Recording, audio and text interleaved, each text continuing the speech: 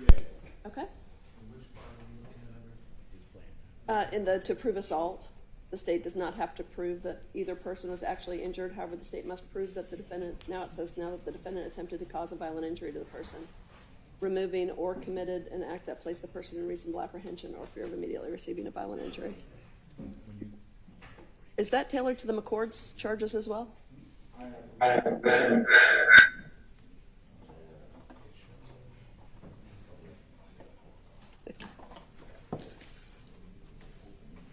It should be as well. Okay, well, let's check.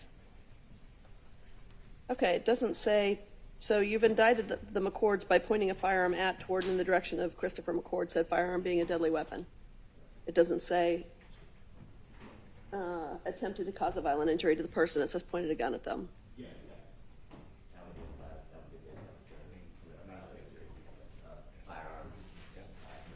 Okay.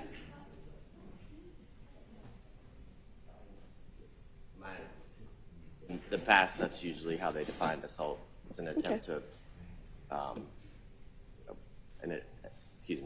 an attempt of a violent injury on to whoever, based on the fact that a firearm is a deadly weapon as a matter of law. Okay. Any objection? No objection. Okay. Very vague. Very charged. It's crazy. Yeah. Okay, any other topics you wanted to bring up? And then just for continuity purposes, when we go into the elements, it's A, B, C, and D. For like felony murder and those things, I'm sorry, it's 1, 2, and 3. But then when we get down to the criminal street gang, the state must prove it's just one blurred over paragraph. Again, that's just my. Can you give us a direction where you are on this, at what page? I think he's saying in general, there's bulleted elements, and when we rewrote the gang charges last night, we took out the bullets. Page 10 is where I am. Okay, I'm inclined to leave it that way. Okay. I get what you're saying, and normally I would agree with you, but we spent a lot of time on that. That's fine, Your Honor. Thank you. Your Honor, when you're ready, on behalf of Mr. Conley, I have one. Yes, sir. I do object to the, on page 10, when it comes to the street gang, when it comes to counts 9 and 12. Once again, in count A, there needs to be a nexus, and the jury charges has that word, that sentence in there. But when it comes to on the next page, violation of subsection E, you do not have that. And once again, I disagree. I agree that under the statute, the way subsection E is written, that it does not require a nexus. Case law says that.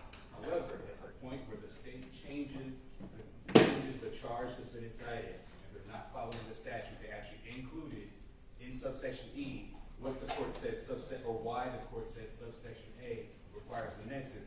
They brought themselves that added burden, that added step of the nexus for counts, I believe it's 9 and 12. So I do object to the way this is written. I think the nexus wording needs to be in there for at least those two charges because of the way the state particularly indicted Mr. Conley. Would you scroll up to subpart E, the definition in E?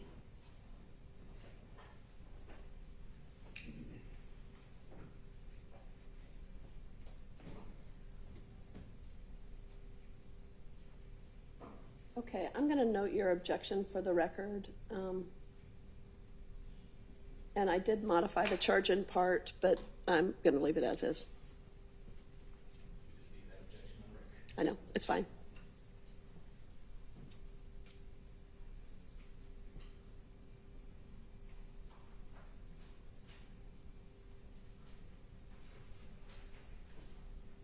Okay. Any other charges that we need to call to attention? Nothing on behalf of Mr. Conley, Your Honor. Okay. All right, and who's going to be closing on behalf of the state? Are you splitting that? Yes, Your Honor. I'm going to open close, and Ms. Young is going to close. Okay, and But let me get Ms. Broderick, okay. As soon as we have Ms. Broderick, you can bring the jury in. Thank you.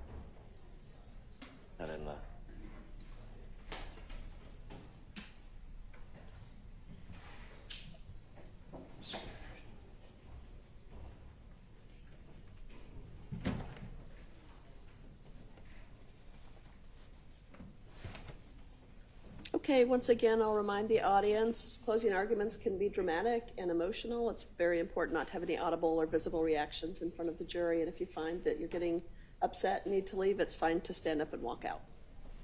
Okay, we're ready. I know this is the only time I need positive reinforcement. I find this is the only time in my life I need positive reinforcement. Positive.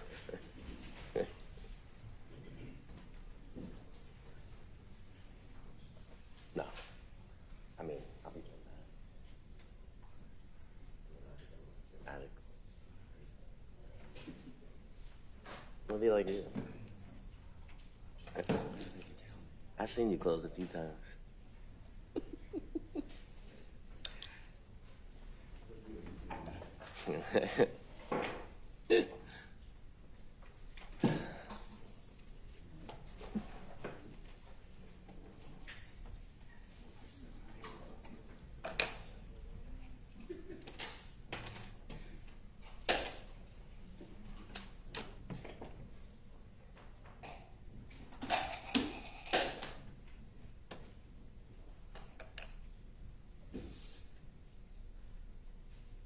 And please, everyone, if you have your device, please make sure it's silenced.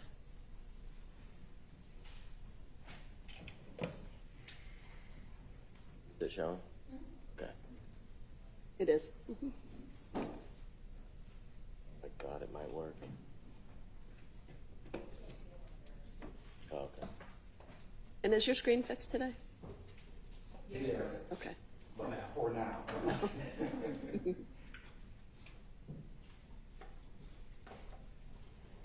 I thought we only had haunted screens in my courtroom. I didn't know they were down here too. Screen, yeah. In my courtroom, it's microphones.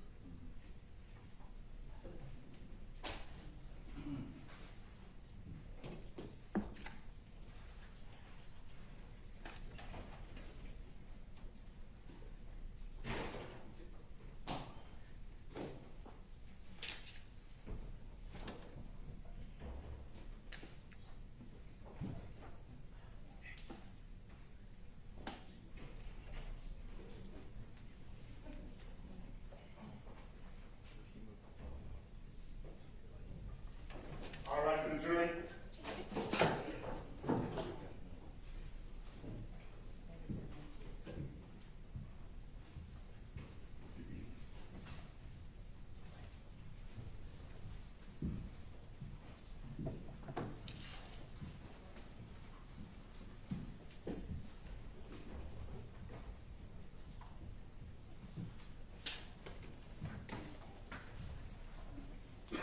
All right, jury, that kind of report.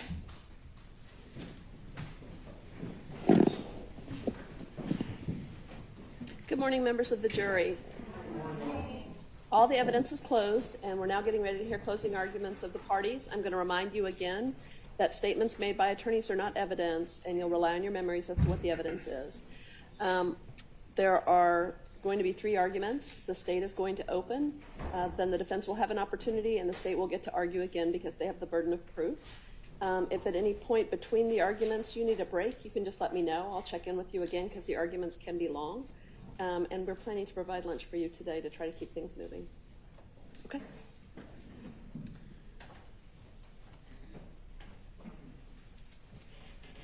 The trusty old technology to work.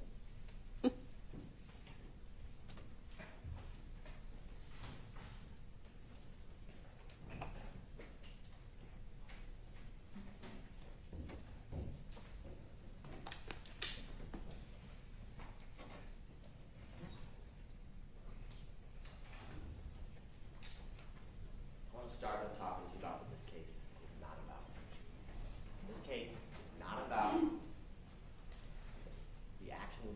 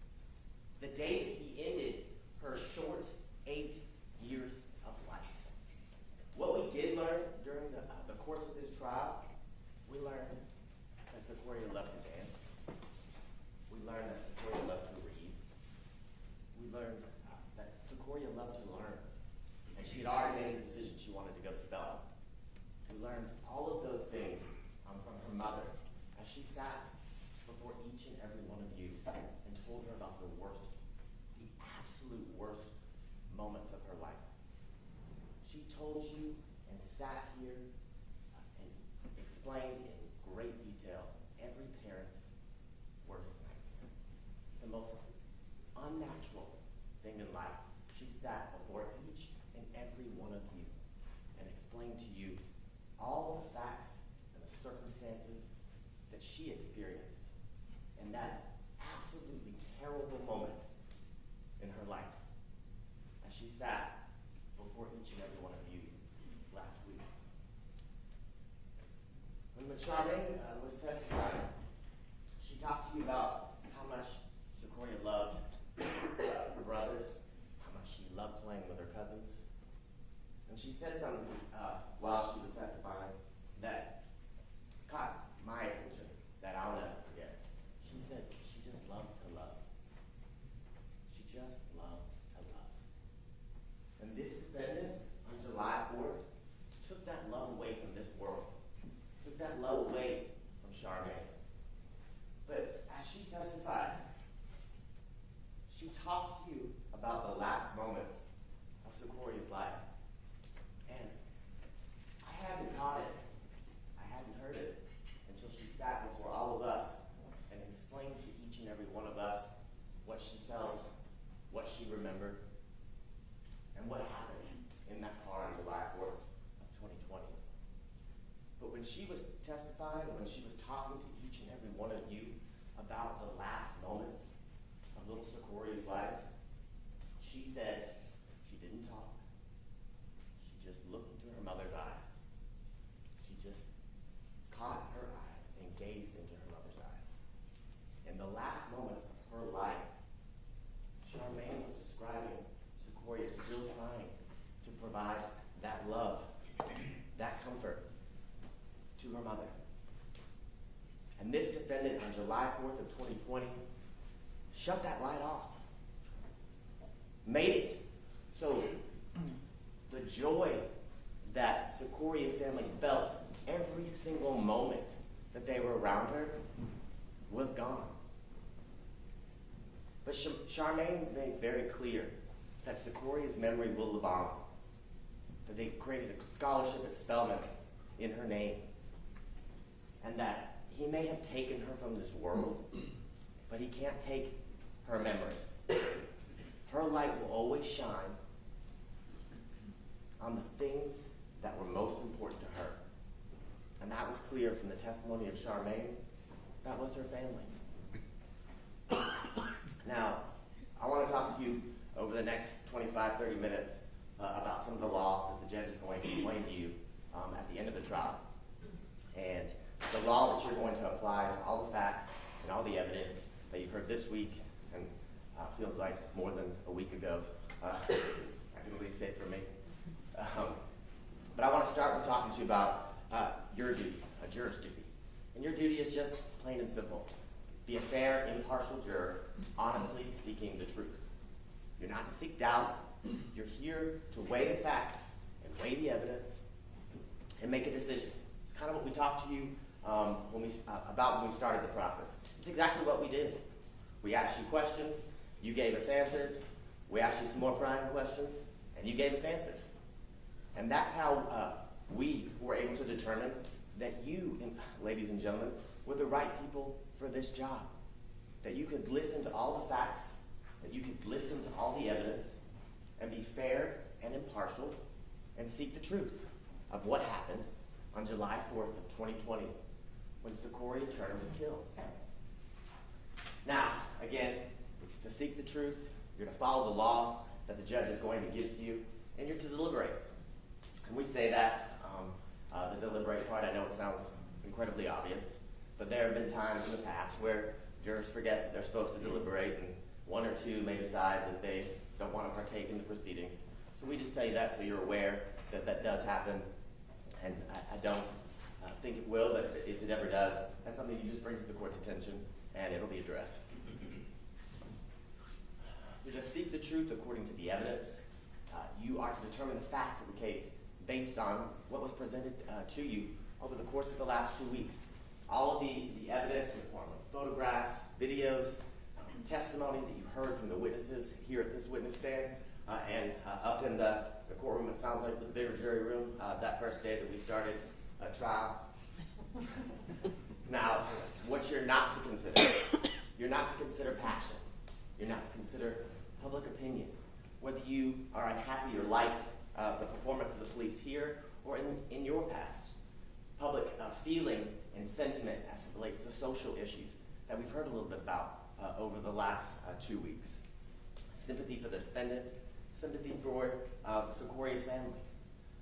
Whether you disagree with the law, conjecture, you are not to consider penalty or punishment. That's for the judge. And any prejudice you may have.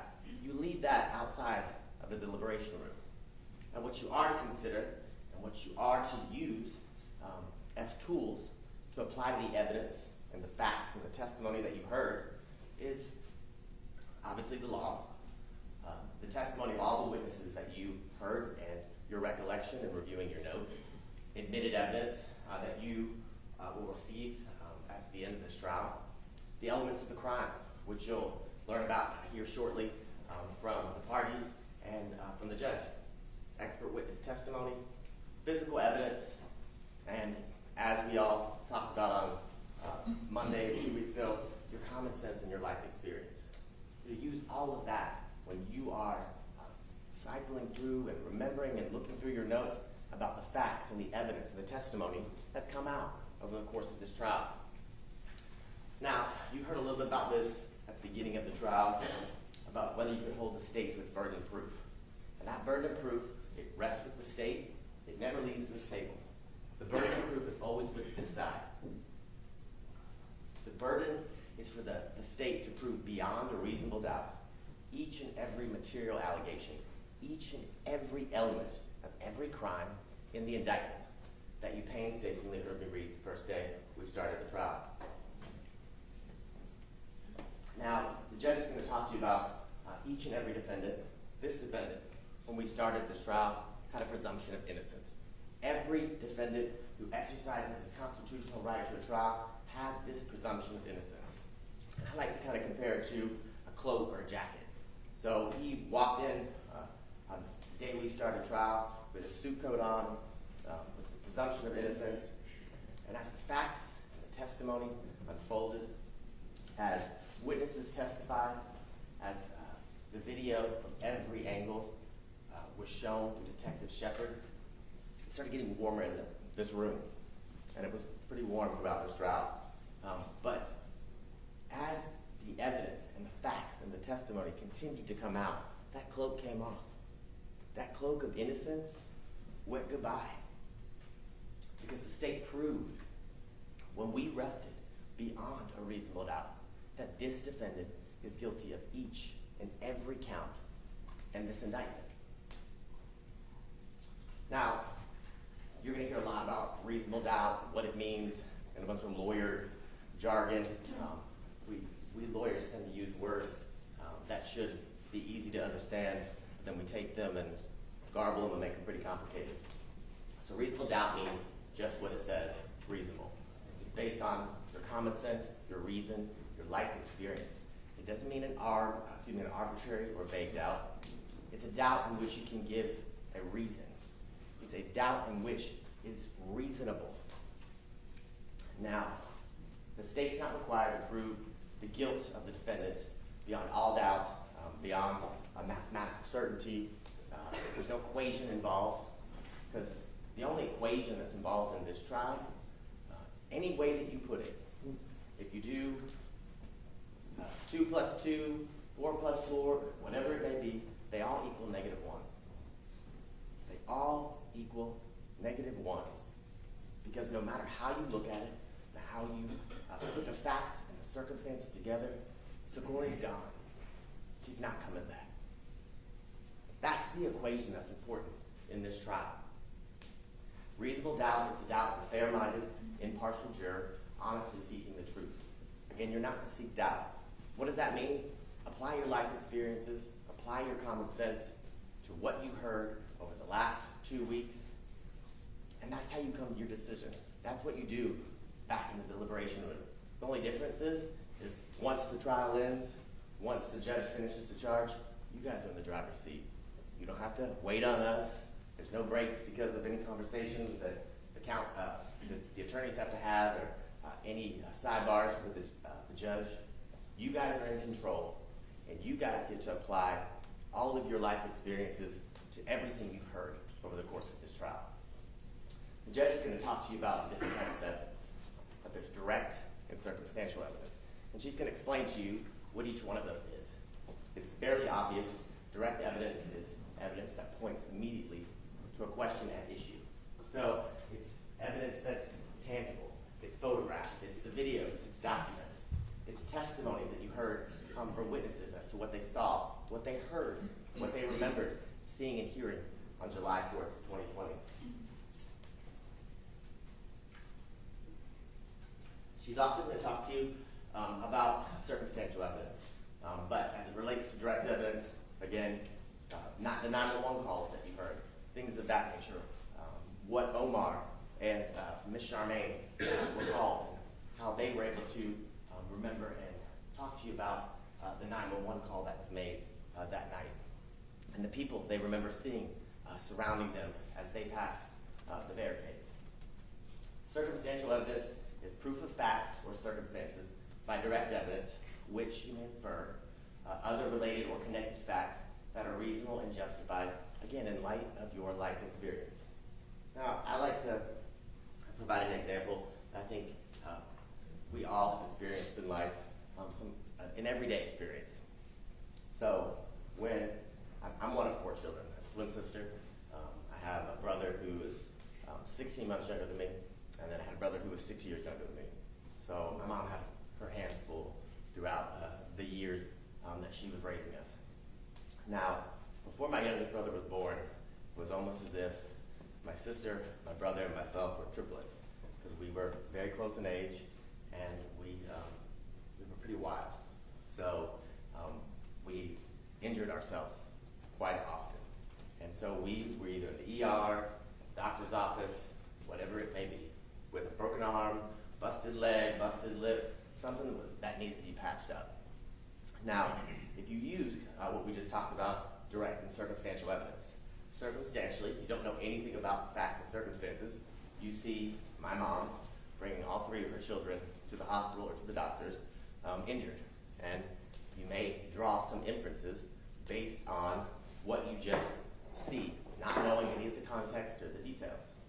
Now, what's interesting is as the doctors would speak to each one of us children, as they would treat each one of our injuries, what they were able to see directly from speaking to us, the injured parties, and my mom, who unfortunately for her was an eyewitness to most of our injuries, was that we were crazy 3 kids who couldn't sit still and liked to have fun.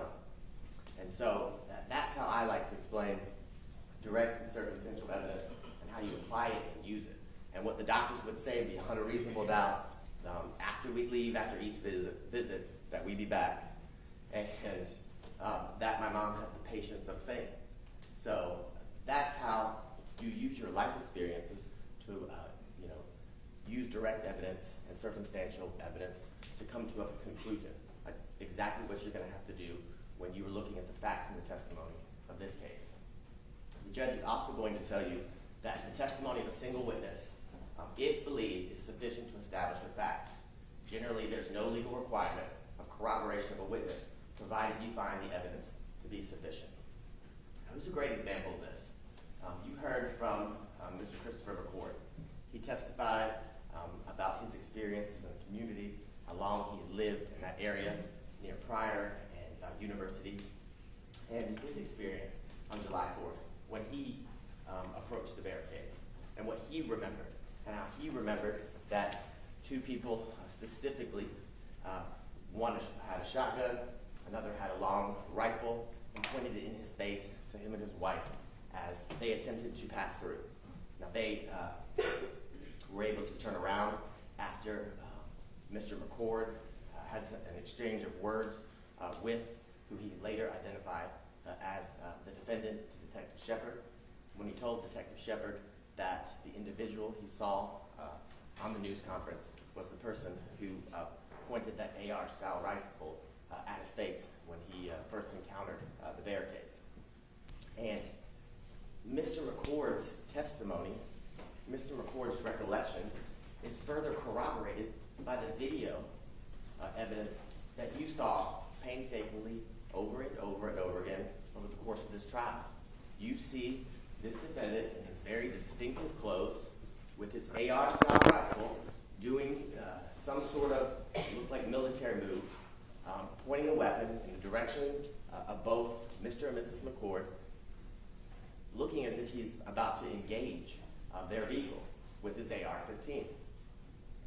You are also going to hear about how you're to judge the credibility of witnesses like Mr. McCord, how you're to judge the credibility of Detective Shepard, and how Detective Shepard explained to you the process in which he took and how he worked backwards after he got all of the video tracking the defendant because of his distinctive clothing in each one of the videos, in each one of the angles, in order to place him exactly where he told you and where this defendant is at the time that the Jeep Secoriea is traveling and passes the barricade, at the time that Secoriea is shot in the back. The judge is also going to talk to you about statements that you heard previously. It's not a secret. This case is not a case that occurred yesterday. It's a case that occurred in July of 2020. As your common sense will tell you, memories fade. That's why things are recorded and things of that nature. That's why you heard about reports and prior statements that were made and talked about during the testimony of this case. Now, the judge is also going to talk to you about identification. And identity is a question of fact for you, ladies and gentlemen, to determine. Your determination of identity is dependent upon the credibility of witnesses or witnesses offered for this purpose. You should consider all the factors previously charged about credibility, which you'll hear about again from the judge at the end of the trial, and the factors you would apply, and the ones we just talked about. And a great way to kind of boil this down is the books when we were kids, the Where's Waldo book. And, at first, you flip through each page, you look for wherever Waldo was, but once you found him, you never couldn't find him again. That's exactly what we have here.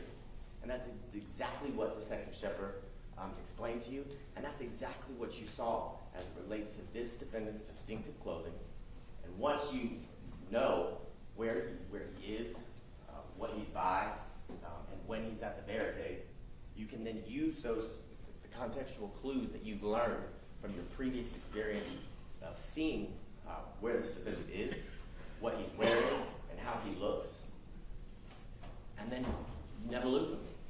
And that's exactly what Detective Shepard described. And this is exactly who Detective Shepard first saw in the Martyr video, in photographs during the day prior to being seen in the Martyr video, in the exact same clothing, with the exact same satchel, the exact same gun, same photos, Bolo. The defendant's photo from his license, and the defendant on the day that he did his press conference, and provided you the statements that he did along with his counsel that referenced his recollection based on not knowing what was eventually found on the video. That statement was made by this defendant and his counsel before he knew there was more than Bolo photos from a Martyr video, before he knew that Detective Shepard had been able to pull video footage from the all-package liquor store, that he was able to pull footage from the BP gas station, and that he was able to pull footage from the two cameras at the warehouse, and that he was able to track the defendant's every move as that car approached the barricade. So when he did this press conference, the distinctive outfit was nothing to him. It was just a gang advertisement for the pirate gangs. He didn't know that Detective Shepard was able to track that gray shirt with this distinctive red lettering in each one of the cameras that he described to you. Now I want to talk to you about parties to a crime. And we referenced aspects or parts of this during voir dire or jury selection. We're going to talk to you about this. And the judge is going to tell you that every party to a crime may be charged with and convicted of the commission of the crime. A person is a party to a crime only if that person directly commits the crime, intentionally helps the commission of the crime, intentionally advises, encourages, hires, counsels, or procures another to commit the crime.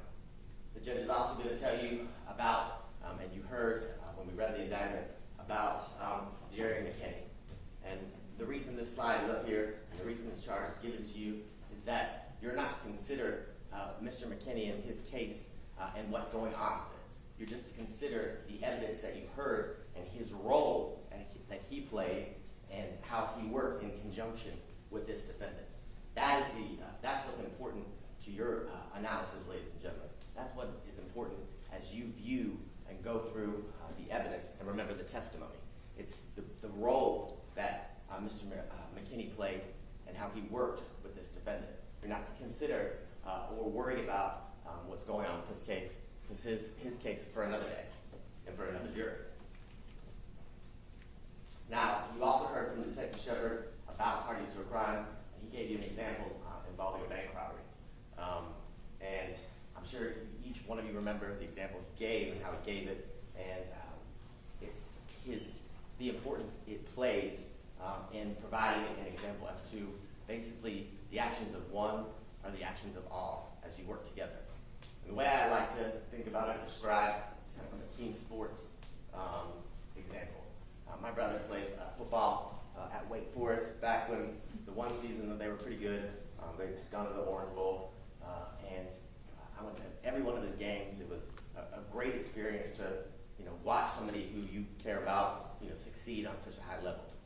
And why it's something that I am able to utilize when I'm talking to people like you, ladies and gentlemen, is because in a sport like football, it's every player has a role. You've got the quarterback, you've got the defense, the offense, things of that nature. And no matter if the quarterback throws an 80-yard pass and a touchdown occurs, 7 points go on the board, it's not 7 points for the quarterback. It's not 7 points for the person who caught it.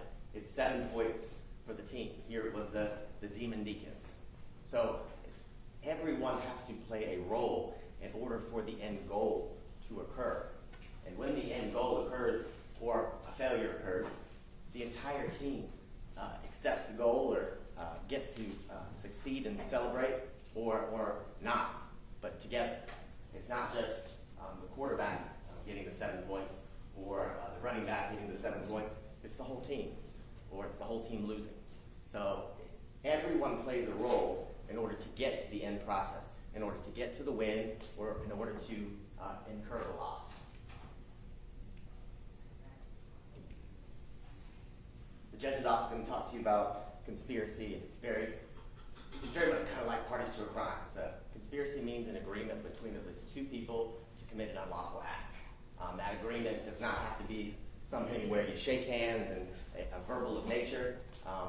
It can be shown through conduct and presence of the parties involved. The presence, companionship, and conduct before and after the commission of the alleged offense may be considered in your determining whether circumstances arise to the point where you think a conspiracy exists. And what does that mean?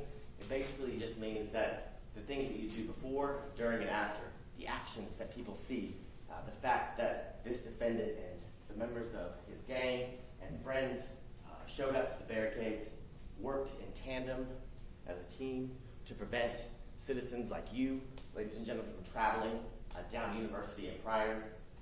And at times when people didn't submit to that authority, when people asserted their own independence on July 4th, they were met with threats and they were met with violence, and Secoriea was met with the ultimate violence. She paid the ultimate price for the lack of submission to their authority.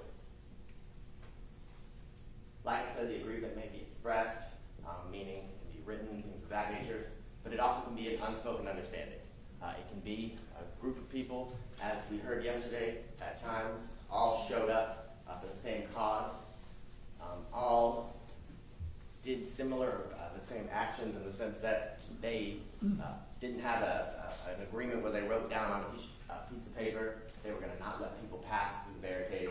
But the unspoken understanding was the fact that they all participated and didn't let people go through the barricades, and there were consequences that they all worked together to, provide to individuals who didn't assert to their authority, to individuals who didn't submit to their dominance. What the evidence showed during the last 2 weeks was that this defendant and his other co-conspirators, named and unnamed, known and unknown, through their actions, their words, both had an agreement to participate in a legal barricade. When they did that, they refused to allow citizens to travel through a university in Pryor. And if anyone attempted to disrespect them, if anyone attempted to travel through those barricades, they were met with violence. That's what we saw. That's what the defendant's actions are boiled down to on July 4th of 2020. How do we know there were 2 or more conspirators? You've got video evidence. You've got video evidence from angles everywhere. You've got 3, 4, 5 people at the barricade at times. You've got the defendant shooting with 3 of the people he had been guarding the barricade with through the evening of July 4th. You've got the examples of an agreement with the aggravated assault that was incurred on the McCourts. You've got the McCourts leaving. You've got 1, 2, Mr. McKinney, 3 individuals with guns, all working in tandem, all following the fleeing McCourts. All an example of an agreement by 2 or more conspirators. What the agreement does not require is, as we've talked about, written, or it doesn't have to be written or oral. It doesn't have to be anything that necessarily has to be said. You don't have to write a contract with details. It can just be an understood thing where, like this situation, you stand at a barricade with your AR and you don't let people through. And you commit acts of violence when they don't submit. And the judge is going to talk to you about, and you're going to hear about the elements of all the crimes that you heard in the indictment that were read to you at the beginning of this trial. She's going to talk to you about count 1, murder. We're going to talk to you about counts 2 and 3, which are felony murders, and the predicate offenses or acts for each one of those felony murders, that being the aggravated assault with a deadly weapon on Secoriea Turner, and then count 7, which is the criminal damage to property in the first degree for the shooting of the Jeep that Secoriea was riding in when she was killed. You're going to hear about the aggravated assaults in counts 5 and 6 that Omar Ivory and Charmaine Turner experienced when their car was fired on, the same car they were traveling with little Secoriea. You're going to hear about count 8, possession of a firearm during the commission of a felony. And you're going to hear about counts 9, 10, 11 and 12, and then 17, 18, 19, and 20 about those specific charges involving participation in criminal street gang activity and the different subsections that the judge will read and tell you the elements as it relates to each one of those charges. Then you're going to hear about counts 13 and 14, which we talked a little bit about today, about the aggravated assault that the McCourts experienced when they first encountered the barricade with guns being pointed and threatened because of the disrespect they were showing for beginning to travel through the barricade, and then the aggravated assaults that you actually saw that were committed on the video by this defendant and Jerry McKinney when they were pointing their firearms at both Mr. and Mrs. McCourt as they drove away. And the judge is going to tell you that with every one of the crimes in this indictment, specifically murder, intent is an essential element of any crime that must be proved by the state beyond a reasonable doubt. You may be shown in many ways provided before you, ladies and gentlemen, by facts and evidence from the witness stand, from physical pieces of evidence that are entered during the course of the trial from different witnesses, and you may infer from the proven circumstances or by acts and conduct, or it may be in your discretion infer what is the natural and necessary consequence of the act. So what does that mean? The natural and necessary consequence pointing your AR-style rifle and pulling the trigger at least 8 times as a car, in this instance, a Jeep, where Secoriea was seated in the back, just playing on her phone, watching TikTok, that when you fire that weapon, that high velocity rifle into that vehicle, the natural and necessary consequence, it's going to hit somebody. It's going to hit the driver. In this instance, it could hit Charmaine, and in this instance, it did hit Secoriea Turner. And the natural and necessary consequence of getting shot with an AR-style rifle is death, is murder. It does not mean the intention to violate the law or to violate a criminal statute. It means simply the intention to commit the act that is prohibited by the statute.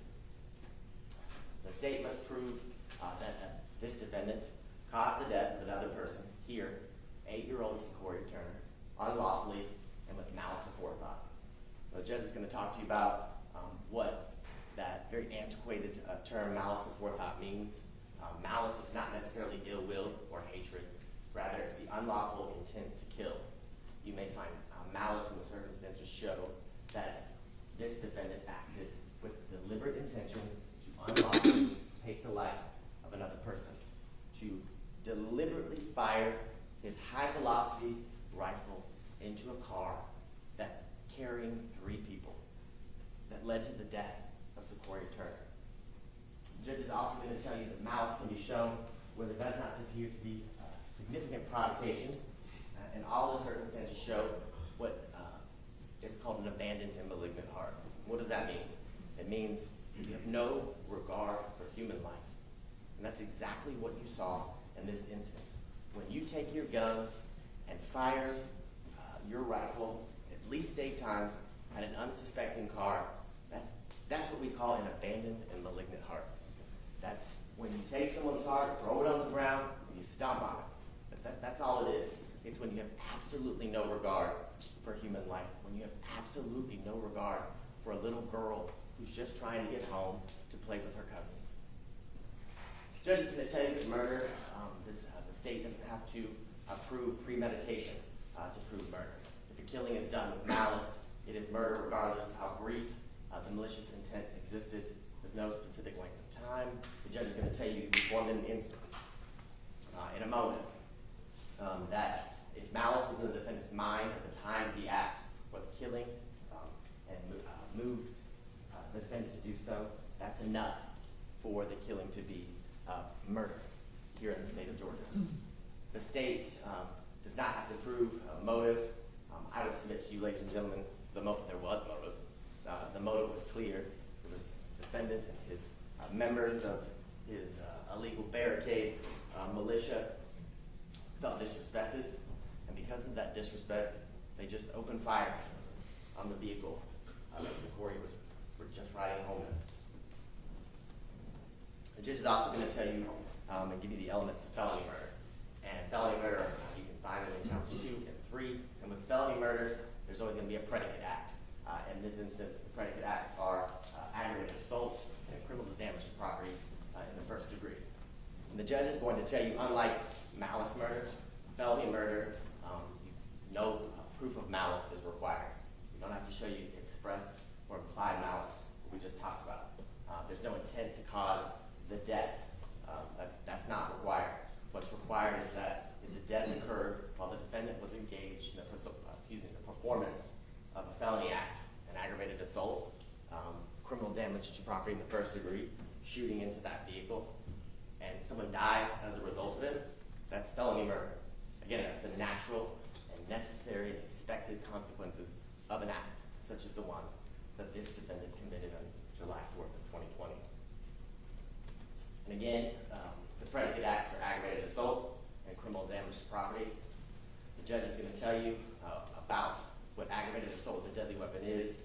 Pretty straightforward, self-explanatory for once. It's an assault with a deadly weapon. The judge is going to say that as a matter of law, a firearm, a rifle, a handgun, things of that nature are considered a deadly weapon as a matter of law. To constitute an assault, actual injury need not be shown. The evidence only must show that the defendant attempted to commit a a violent injury to the person of another. As it relates to little Secoriea Turner, her mother Charmaine, and Omar Ivory, we have both. We obviously have a devastating injury caused to Secoriea that ended her life, but then you have no injury, but obviously the intent to provide a violent injury was there and provided as it relates to both Charmaine and Mr. Ivory. They just got lucky. They survived. You're also going to see two counts, counts 13 and count 14, with the very same charges, very same elements as it relates to the McCords, Samantha, and Christopher.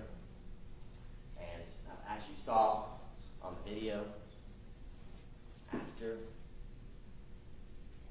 that distinct clothing was seen in the Martin video,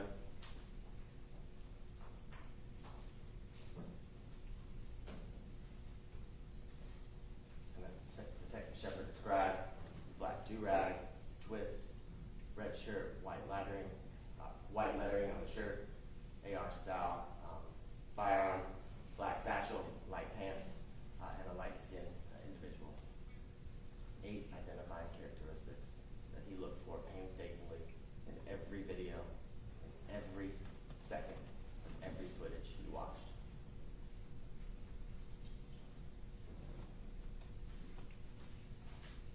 Now, the judge is going to tell you about criminal damage to property in the first degree. It's exactly what it sounds like it is. It's knowingly and without authority, interfering with somebody else's property, and while doing so, you do it in such a manner that you endanger human life. Be straightforward. Take a AR rifle, fire it into a Jeep, in this instance, endangering the lives of everybody in that vehicle and ending the life of Secoriea Turner's. Shooting that vehicle all on the driver's side 8 times. 2 to the driver's side back. The judge is also going to talk to you about the possession of a firearm and the commission of a felony.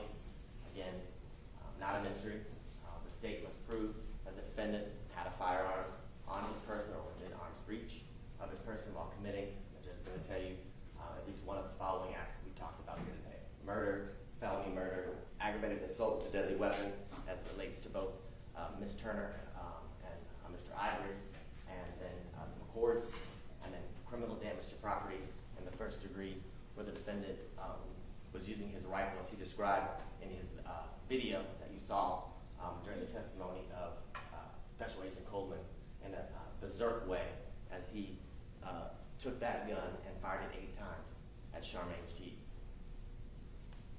And here is just some photographs of the defendant with his firearm as he's committing the aggravated assaults against both Mr. and Mrs. McCord.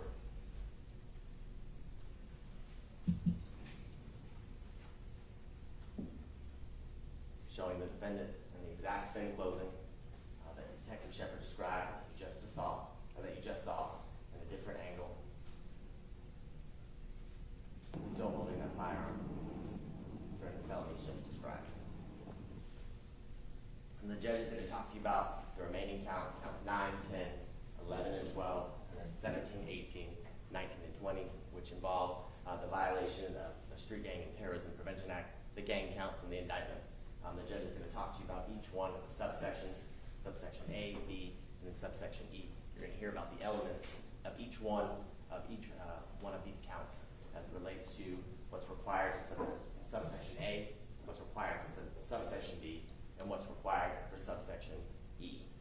The judge is going to define and give you information as it relates to participation in criminal street gang activity and what that means. The judge is going to tell you that person commits the offense of the violation of the Georgia Street Gang Terrorism and Prevention Act, the gang counts, when that person, while associated with a criminal street gang, the Ivory Bloods, commits a crime that constitutes criminal gang activity. What's criminal gang activity?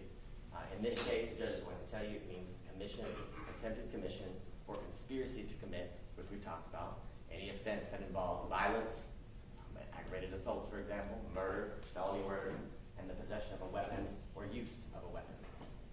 And here, like we just talked about, murder, felony murder, aggravated assault with a deadly weapon, criminal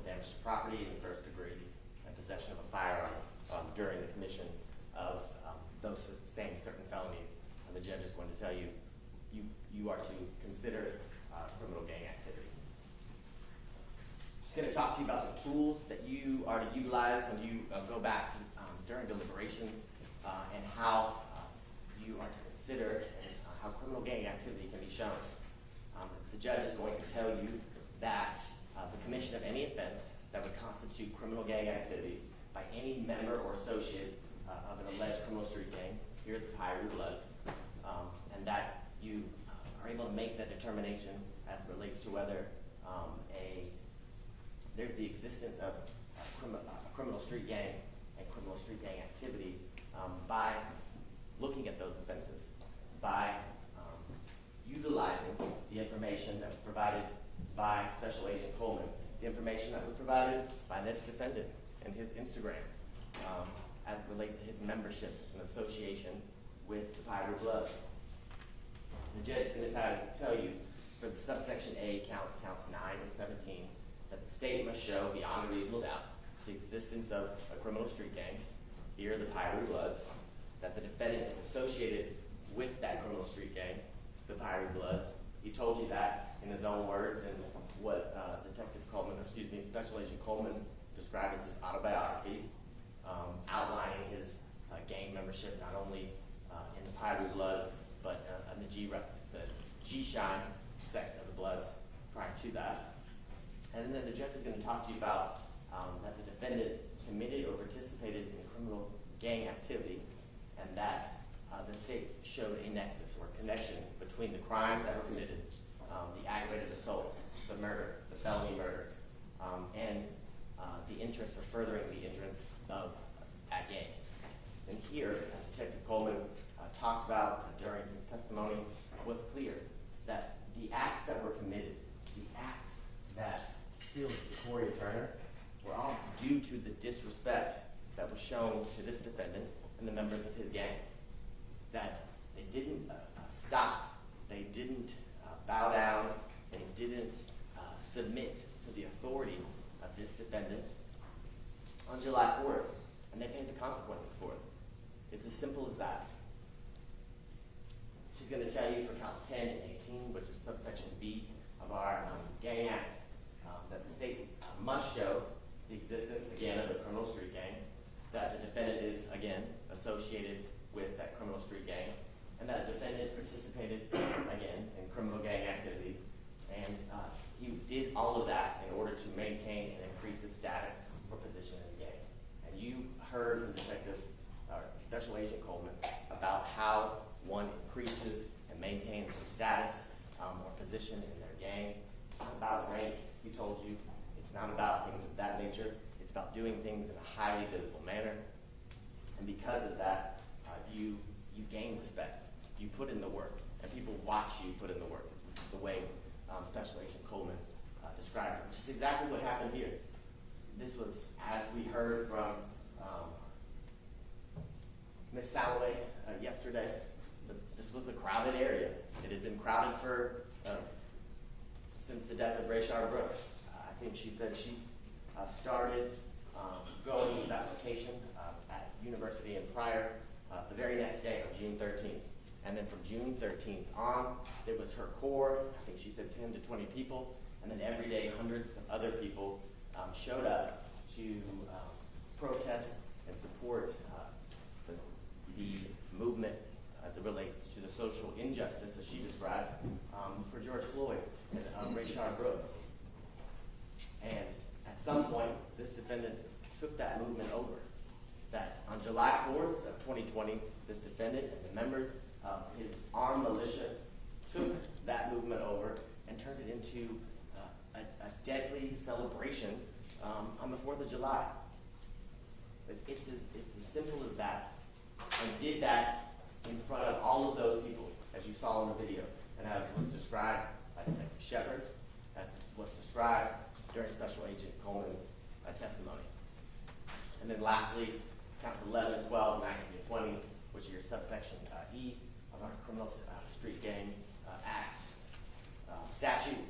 Again, the existence of a criminal street gang, that the defendant encouraged another to participate in criminal gang activity, and that the defendant was at the time an associate of the criminal street gang here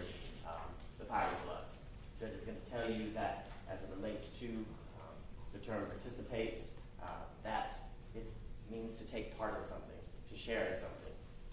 Clearly, they were all taking part and sharing in the blocking of this road, the prevention of citizens being able to travel freely about the area of Pryor and University.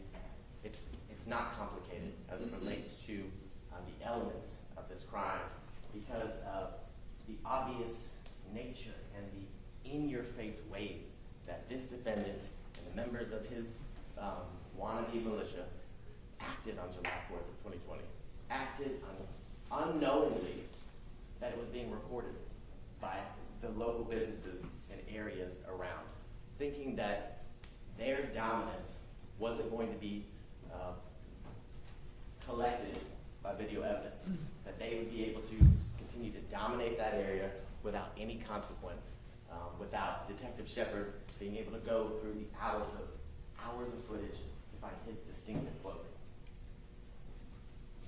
The judge is going to talk to you also about what a criminal street gang is here, as you learned through Special Agent Coleman.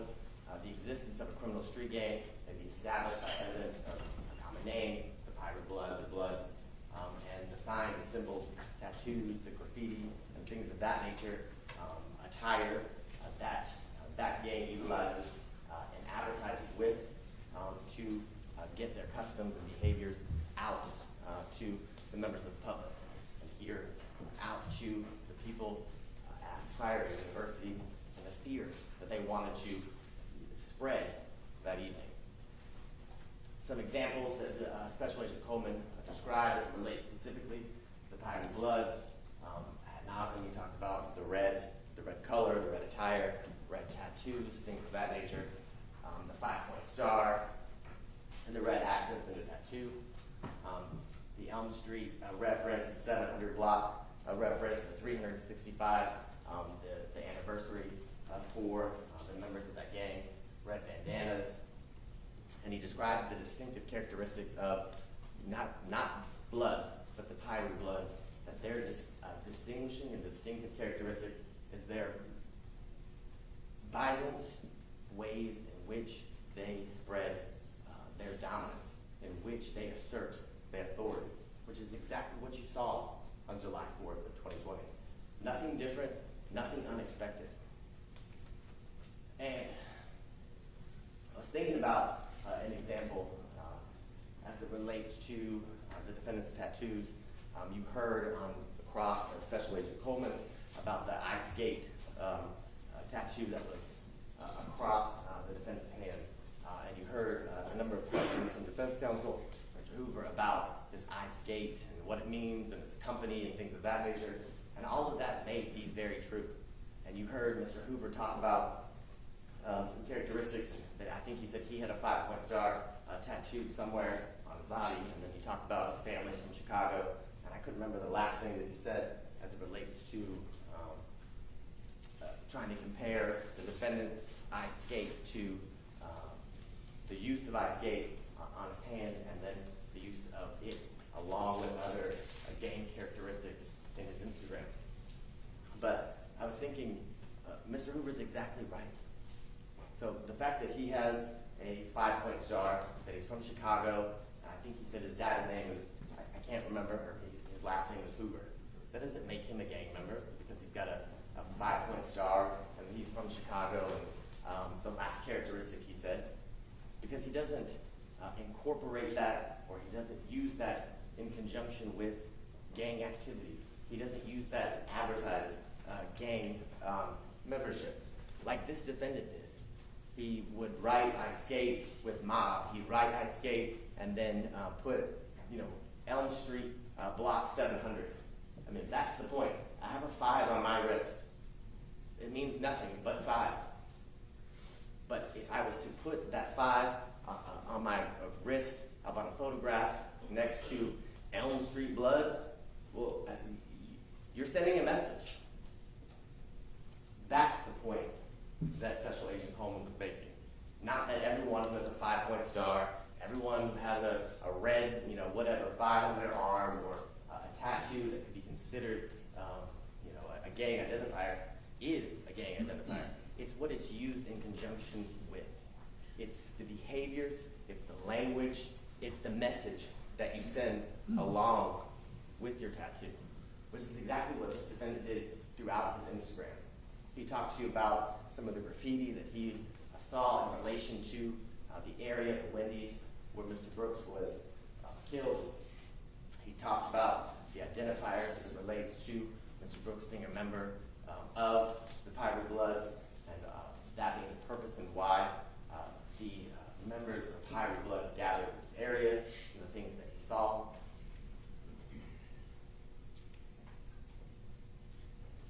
Then he talked to you about what we just referenced, some of the common signs and symbols of members of the Pirate Bloods, all found in the defendant's Instagram states Exhibit 153.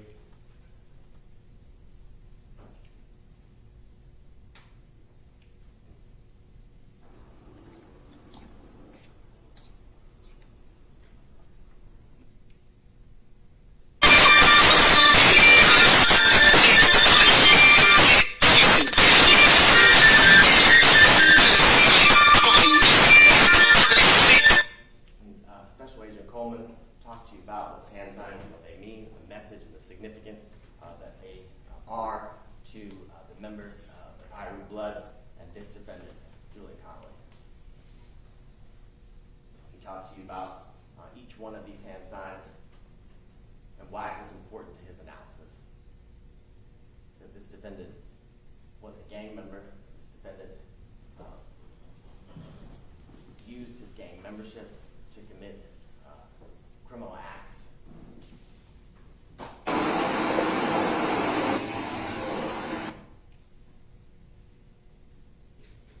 Why the tattoos on his body were significant as it relates to his ultimate opinion and conclusions. We talked about the background of not only the Bloods, but specifically the Pirate Blood set, and how and why it's a criminal street gang.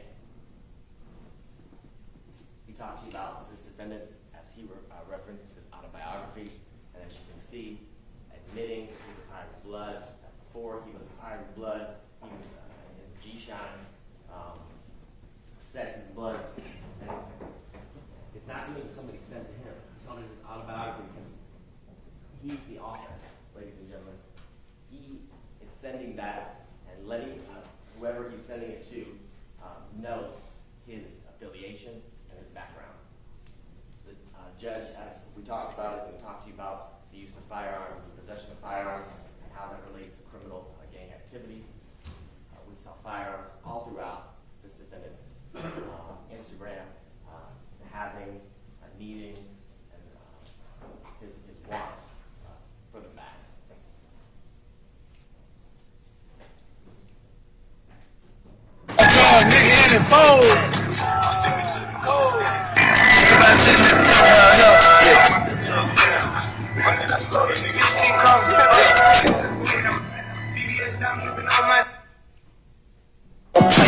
Keep a gun, I keep a Glock G-lock in my back pocket.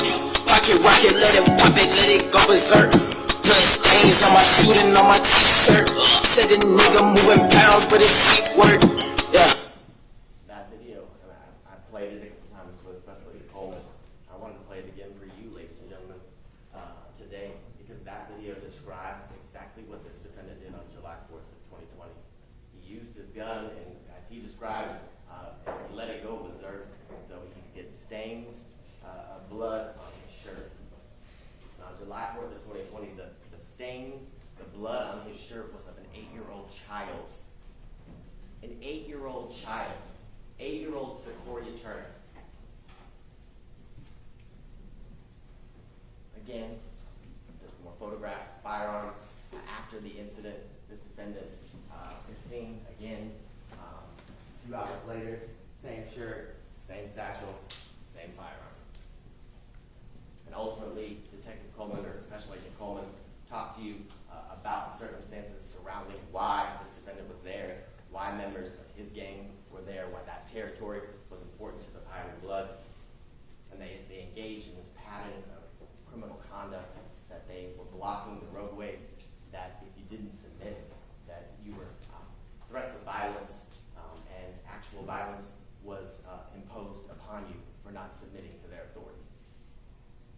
then lastly, as it relates to subsection E, the judge is going to talk to you about, again, the existence of a criminal street gang being required, and the defendant encouraged another to participate in criminal gang activity, and that the defendant was at the time an associate or member of the criminal street gang, here the Pirate Bloods.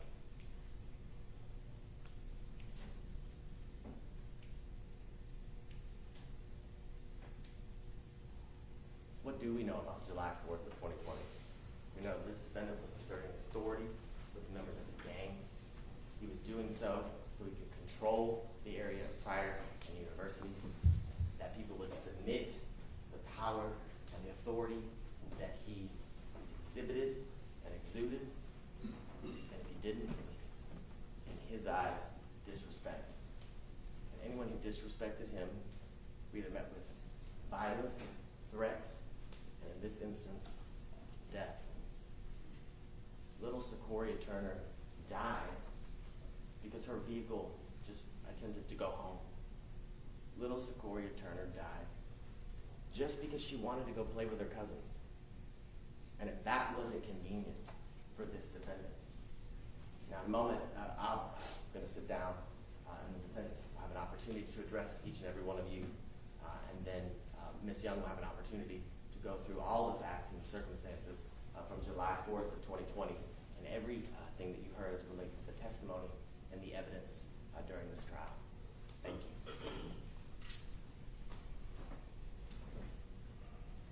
you. The defense argument? Need a break? You need a break? You ready? Okay.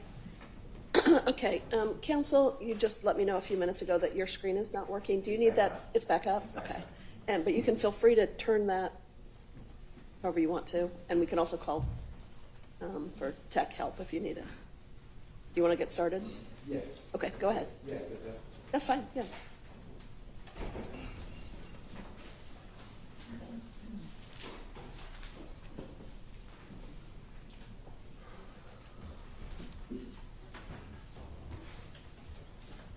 We've gone from gang to armed militia, and I guess if we go much longer, we'll be a terrorist organization. But, as I said, what a way to go. When you rush to justice by rushing to Julian, you disregard the fact that the math, the mom, and the man behind the wheel all agree. Julian did not do it. When you rush to justice by rushing to Julian, and Detective Shepard is your shepherd, you end up lost in lies, half-truths, conflation, and exaggeration. Detective Shepard could not utter a sentence without a noun, a verb, and Julian Conley did it. A noun, a verb, red distinctive shirt did it. A noun, a verb, red distinctive shirt, white distinctive writing, dangling AR-15 in a satchel.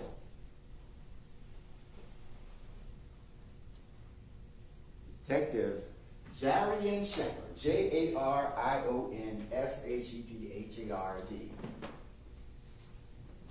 sat there, blue suit, gray shirt, blue and yellow tie, dangling lies, half-truths, conflation,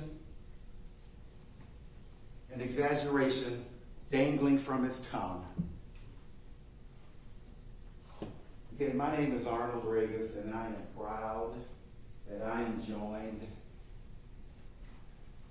by Mr. Sean Hoover and Ms. Aisha Broderick, and it is the pride of our lives and careers to stand next to this young man, Julian Conley, and his family, while they stand next to Shepard,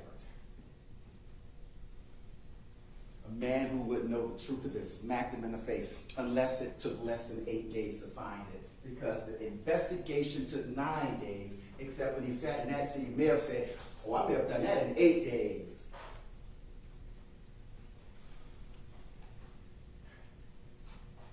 Julian deserves better than 8 days. You deserve better than 8 days. Secoriea and her family deserve better than 8 days. You talk about that beautiful young girl wanting to go to Spelman, loving to dance, loving to love, loving life. And you take 8 days to investigate. He sat there, blue suit, gray shirt, blue and yellow tie, dangling lies, dishonesty, deception, half-truths, conflation, and exaggeration.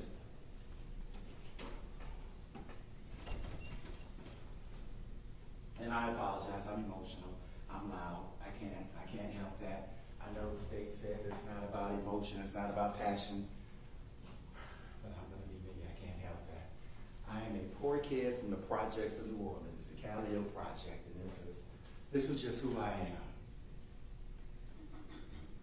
But when you rush to justice by rushing to Julian, and shepherd is your shepherd, you're left with lies, half-truths, exaggeration, and conflation.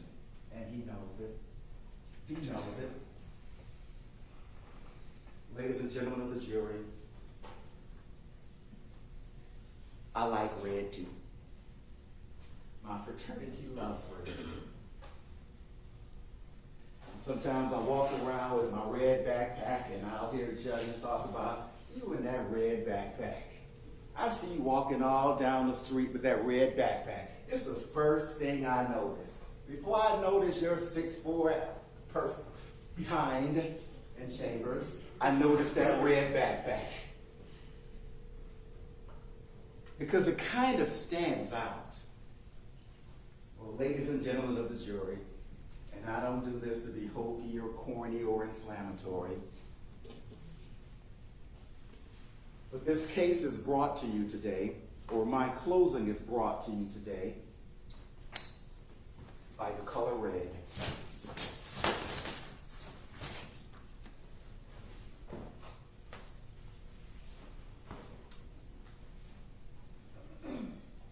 A few years ago, 2 years ago, my wife and I went to a football game. We went to see the University of Georgia play. Had really good seats.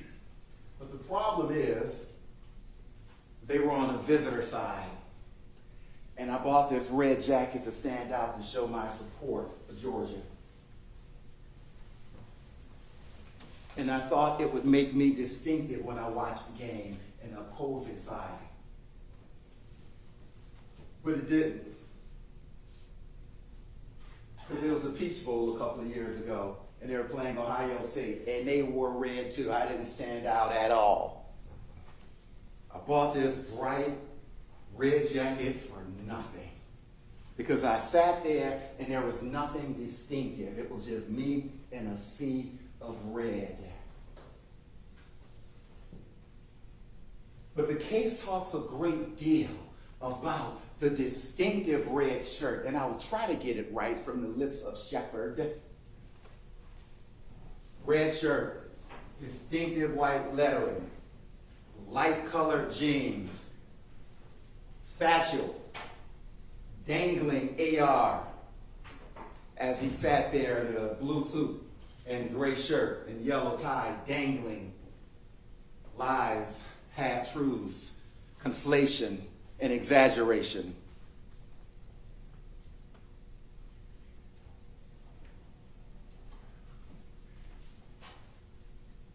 I don't know where to begin with him.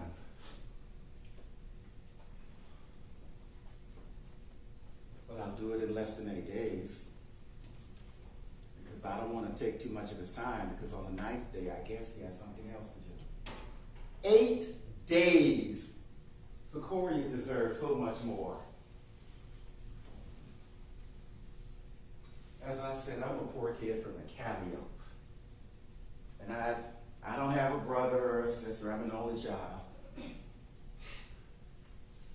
But I have daughters. I'm a girl dad. I have 2 daughters. I am a girl granddad. I have a girl granddaughter, Ava.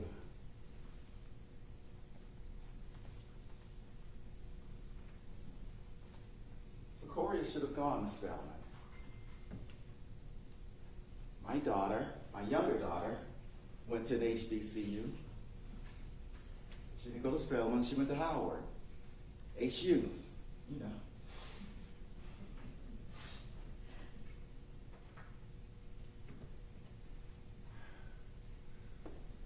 And to say that it took me 9 or 8 days, because within that 8 days, he had clues upon which he never acted upon. Within that 9 days, he was told things that he did not bother to pursue.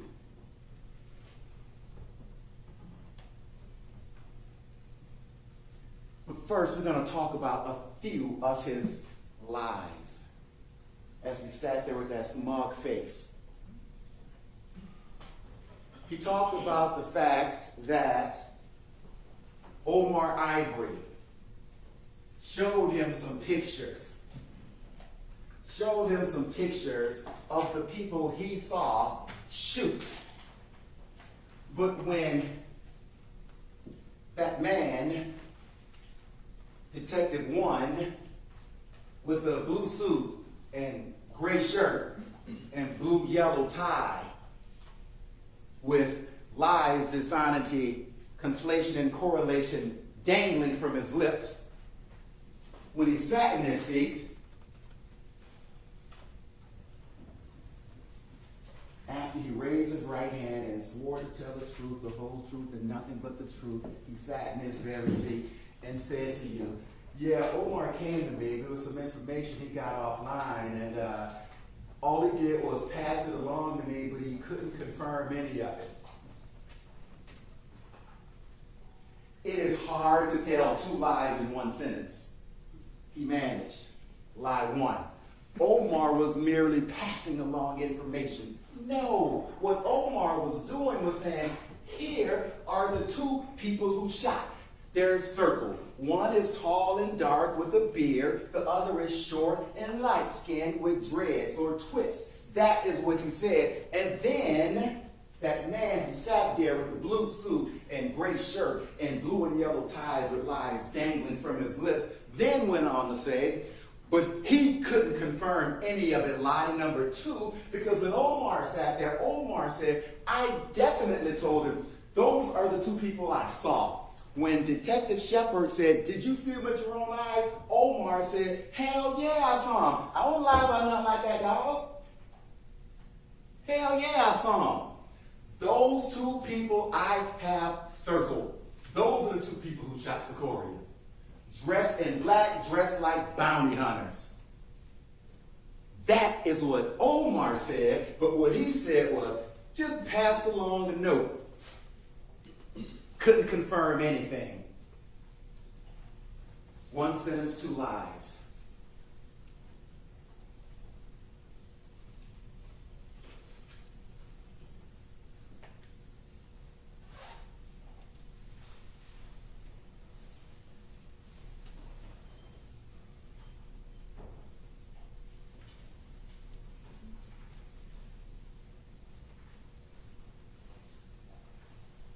I bought this to go to a fraternity function like 30 years ago.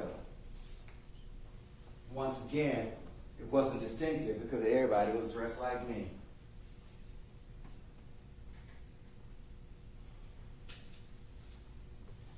And then Detective Shepard said about the McCords, he identified that person went to his car. He said that person had on red when he went to his car with the shotgun.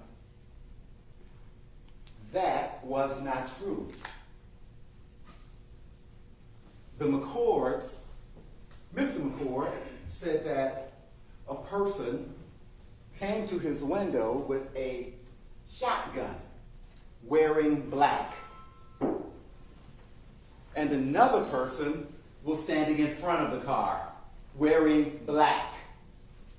Now, I want to be clear. I know nothing about guns. Despite what I do, I know nothing about guns. But people keep telling me there's a big difference between shotguns and rifles. Fine.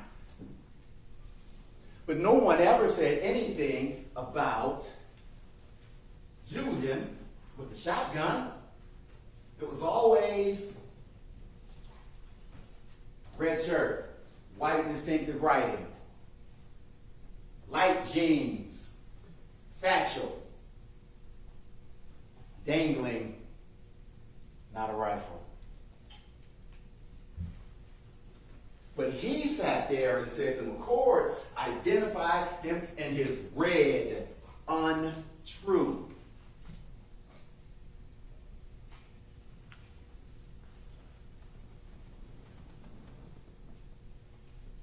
But when you rush to justice by rushing to Julian, sometimes the truth doesn't matter. And when shepherd is your shepherd, it certainly will not.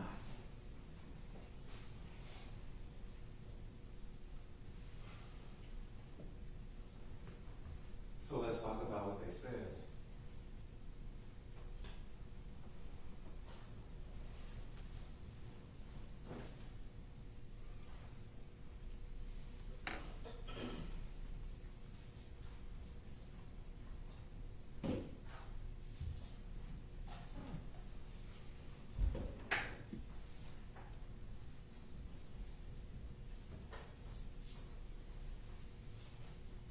They said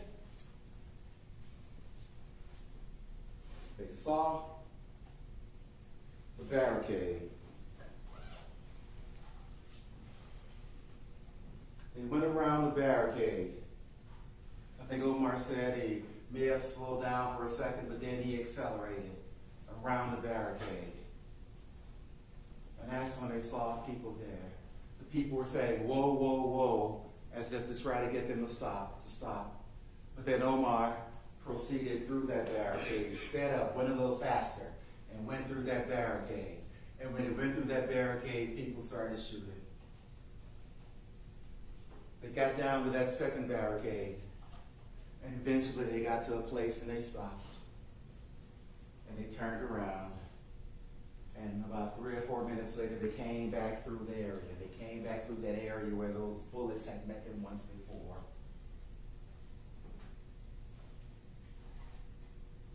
And then he said he drove to the hospital with 2 flat tires along that right. Whether they were shot out or what, we will never know. But 2 flat tires. He got to the hospital.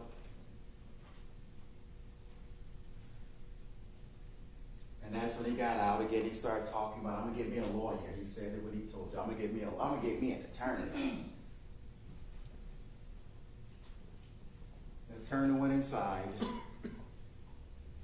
and then you heard from the officer, first one on the scene, the first one that the first description he got was of people in black. People in black, or a person in black. And then a day or so later, Detective Shepard, went and talked to the families. He said he wanted to give them time, so he went and talked to them. And what he said when he testified was that, so Ms. Turner mentioned a couple of different people. She mentioned a person in black, but she mentioned a light-skinned person with twists. I think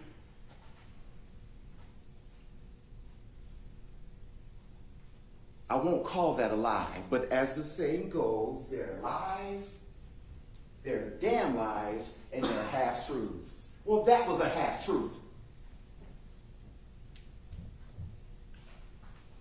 That was a half-truth. Because what Ms. Turner said was that there was a light-skinned person with twists, wearing all black. Keep in mind that that is the identical thing that Omar told him of the person that was circled. Light-skinned person, short with dreads. Nothing different. But when he testified, he failed to mention the part about her saying that that person, the light-skinned person with dreads, that Omar described and showed to him was wearing all black. Because when you rush to justice by rushing to Julian, and shepherd is your shepherd, truth don't really matter.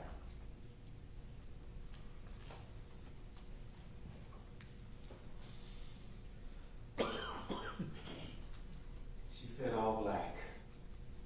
And then, another point, she said black pants and a white t-shirt. Never did she ever say the word red. And speaking of red, I feel a little ridiculous now.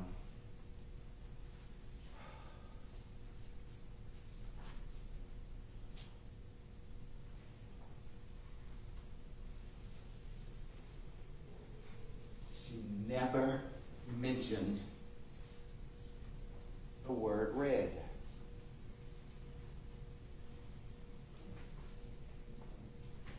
Then, of course, as we talked about, when Detective Shepard, their shepherd, met with Omar later that day with that picture, he never mentioned the word red. I like red. I think red stands out. Red is a kind of color you notice. You notice red. There's a person sitting on the second row now. I don't even have to look, but I know that she has on red. I know that when the McCords got out of that car, Mrs. McCord had on red.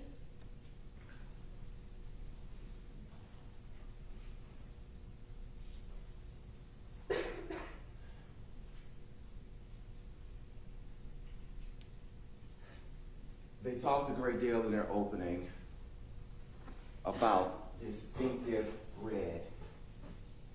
How distinctive is it, yet no one noticed it?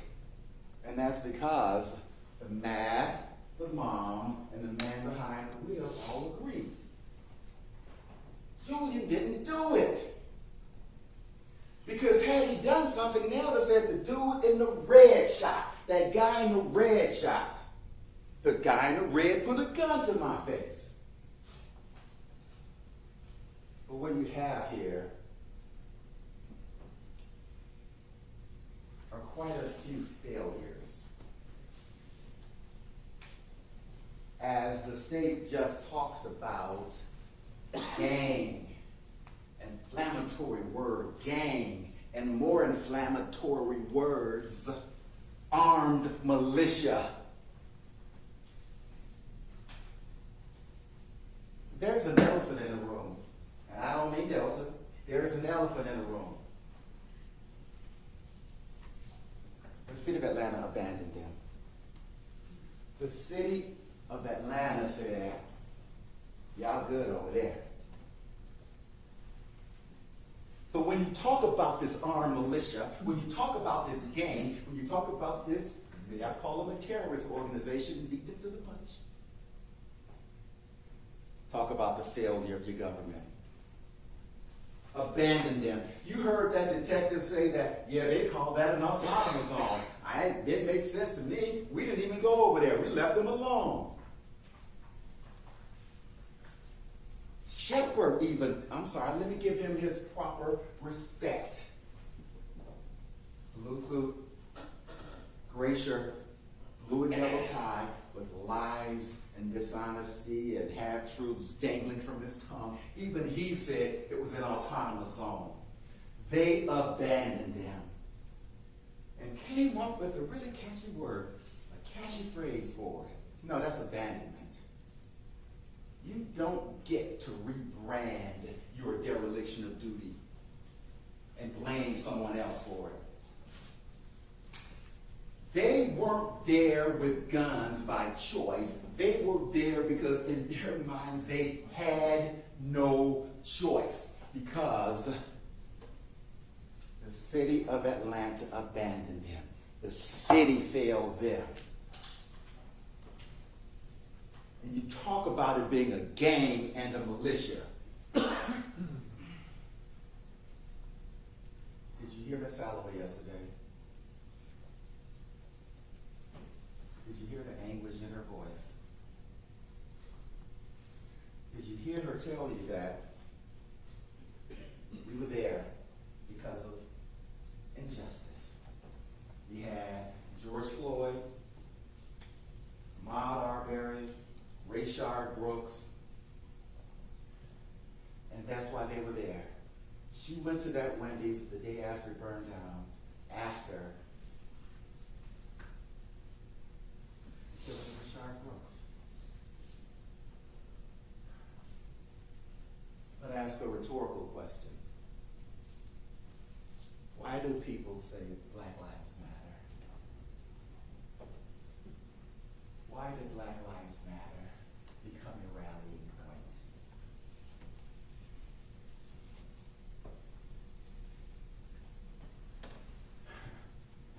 A dumb example. My wife and I were in China once, and one of us said, "Why do I see no Chinese food restaurants here?" Well, because it's just called food in China. Because it's there, you know it's there.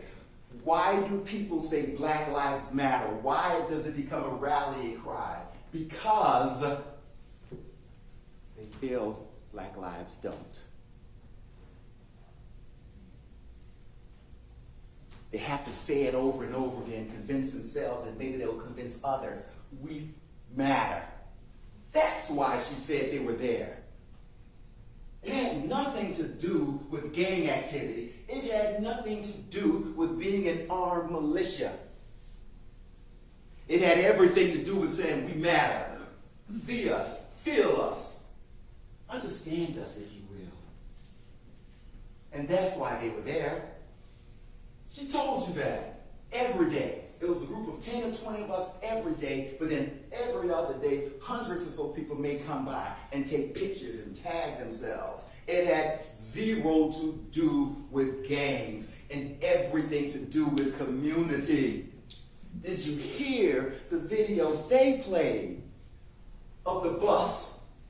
And man went to that bus and said, "Wait a minute, they're for the community. Let them through. They're for the community." Because that's what it was about. It was about community. It was about, damn it, our lives matter. See us, feel us. And perhaps, if you will, try to understand us. That's why they were there. And to call that an armed militia,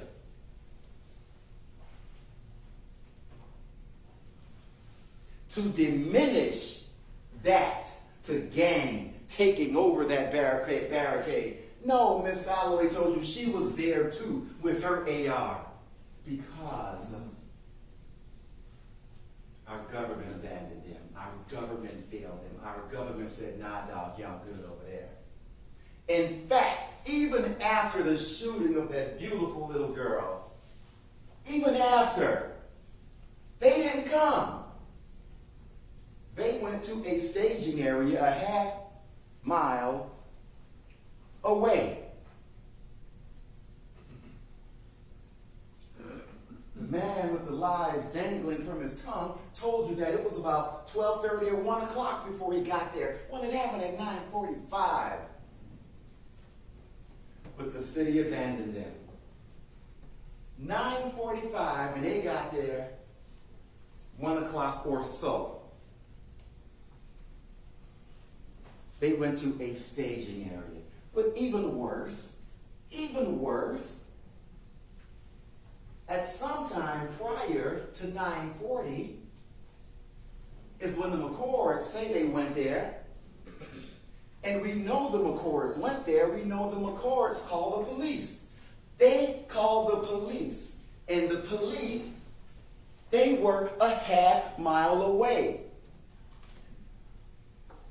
Query me this. Had y'all gone there when she called, had they gone there when the McCords called, had your police responded when the McCords called,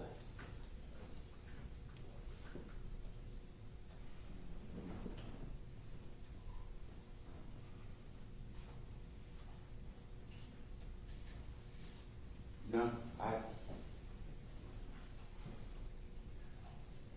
a failure on so many levels.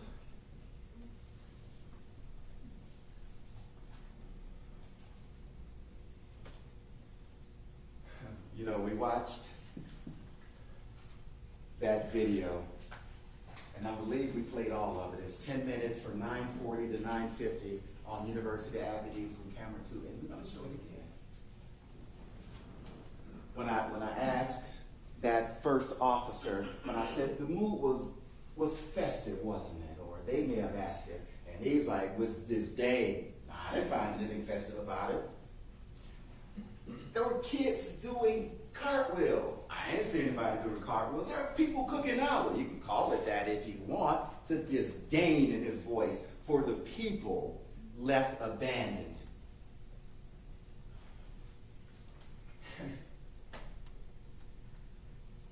I have to give Detective Shepard credit for one thing. For a bit of humor. When Ms. Broderick asked, weren't there kids there? His response was, I ain't seen the kids. I call that a small adult. Huh? Well, when you watch the video, you'll see that small adult doing cartwheels and backflips, because small adults love cartwheels and backflips, clearly. But he couldn't even admit that. He couldn't even admit that.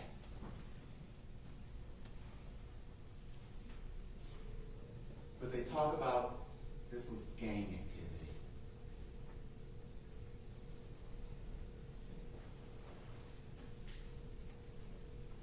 I don't have a lot to offer you. I don't have a lot to offer you.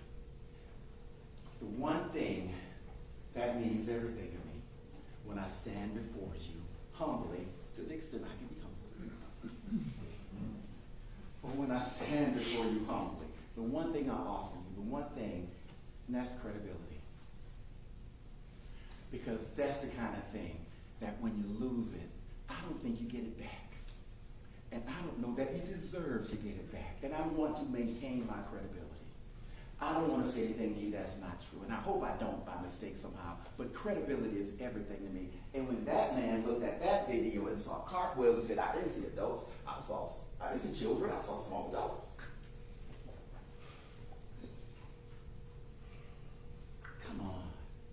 Come on. As he sat there with that smug look on his face. But now is the time I would love to be able to walk over here and look at Julian and look at his family. I would love to be able to say, Julian was not in the gang. He was just a gapper. He was just a pretty noob. That's all he was. He was just a gapper. But I can't. Not credibly. I am not going to do there were no children, there were small adults thing for you. You deserve better. He deserves better. Deserve better. Julian was in the gang. Julian was a dumb 19-year-old kid from the suburbs with law enforcement parents and decided that he wanted to be a pirate. Julian was a dumb 19-year-old who decided he wanted to be a rapper dog. I don't know if kids say dog anymore. He wants to put on the grill and grab the mic and rap about niggas and bitches and all that stuff because he was a dumb 19-year-old. A dumb 19-year-old say they say was the leader of the pack. They say when he went to that bus with that older dark-skinned black guy who was saying, y'all in the community, y'all going through. They say, oh, that's Julian leading that. Julian is leading that. You see, that's Julian. I am not going to lose my credibility for the sake of anything. case. But when you rush to justice by rushing to Julian, and you can't bother waiting for 10 days, 10 days is too many. The things like truth and credibility are out the window. But they call that a game. Because when this happened, July 4th of 2025 years ago, and whoever wrote up these charges, and they went our district attorney's office, a year or so later, they said, it looks good. It looks good. It looks really good. But I think you need to add something. Can you take this and see if you can find a gang angle to it?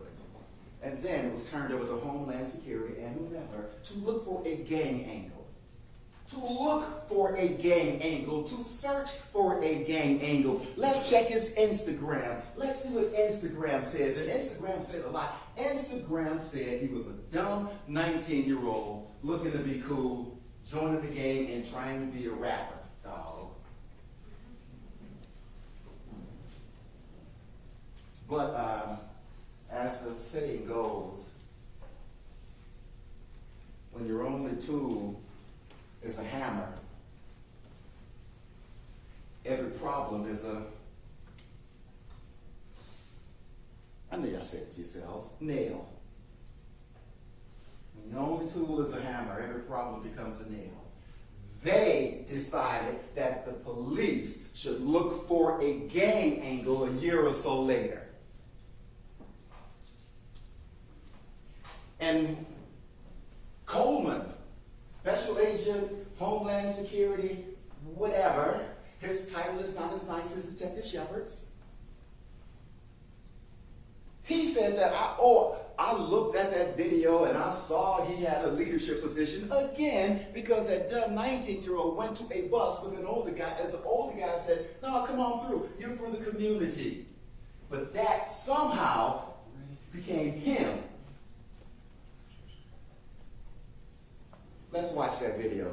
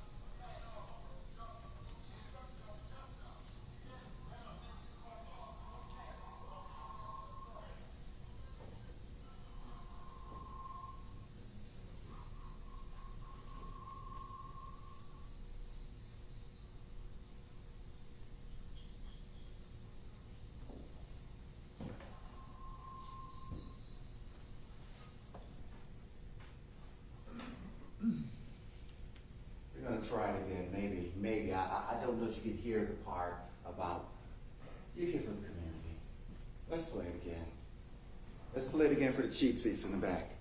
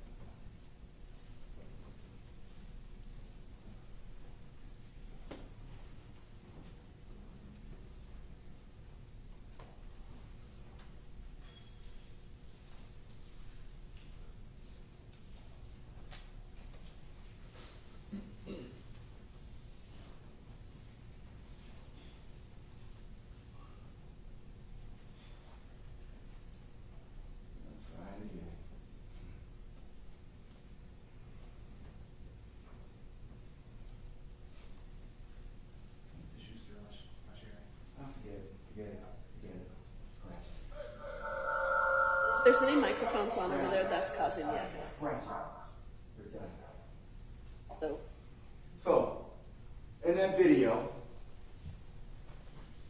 you have the 19-year-old and the older guy walking to the bus. The 19-year-old was somewhat a few paces behind the older guy, and the older guy is saying, "You're for the community. Let's let him through." And you have the younger 19-year-old guy standing back there. Didn't exercise any veto power or say, "Hell yeah, let's let him through." That's what I said first. No. Just a young 19-year-old following the crowd in that case, except in this case, he was following it for what he believed to be a noble purpose. Let's talk a little bit about the testimony.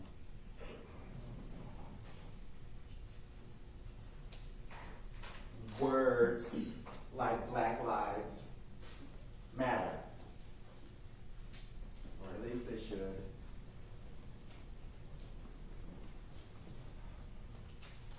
I don't know if you remember, again, way back when I stood before you and I did what's called an opening statement.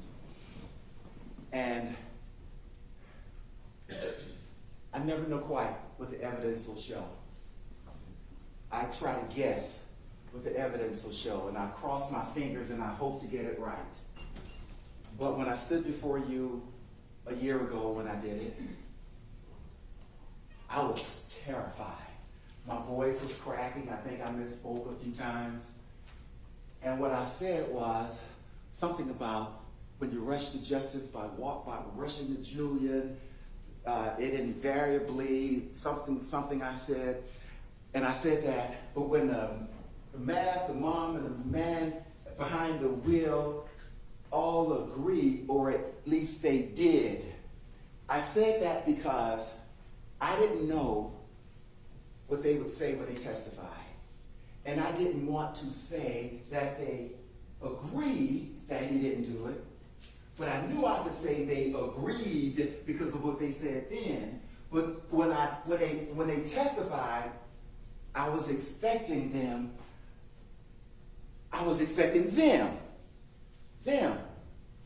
one of them, any of them, all of them. They could have stood up and said it in unison. I was expecting for them to say, "Do you see the man, one of the men who fired those shots that night in his courtroom today? Do you see him?" And I was expecting them to stand up because I didn't know, yeah, that's him. But they didn't ask that question. They did not ask that question. And there can only be two reasons why they didn't ask it. Either because they didn't know what the answer would be, or because they knew exactly what the answer would be. And then, when Omar sat there, I was waiting for them to ask him. Omar's a wild card. Do you see that person or those persons in that picture you photographed, or the people who shot at you? Do you see that person in this courtroom? I was expecting him to say, "Yeah, dog, I see him. I see him right there." But no, they didn't ask. And they didn't ask, and there can only be two reasons. Either one, they didn't know what he would say, or number two, they knew exactly what he would say. But they didn't ask. They did not ask. Yet, when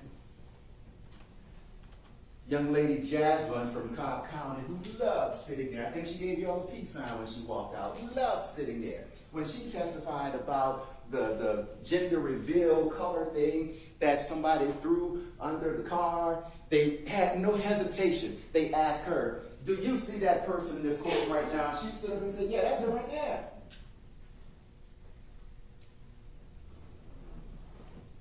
And when Shepard sat there, we knew what he was going to say. They asked him, "Do you see the person Oh yeah, that's him right there. Red shirt, distinctive lettering, light colored jeans, satchel, AR dangling.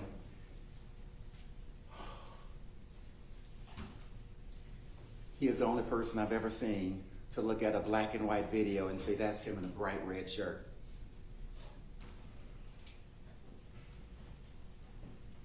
They never asked that question.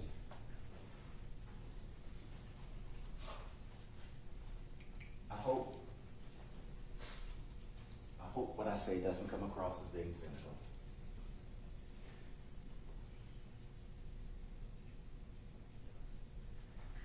I have a great deal of respect for Ms. Turner.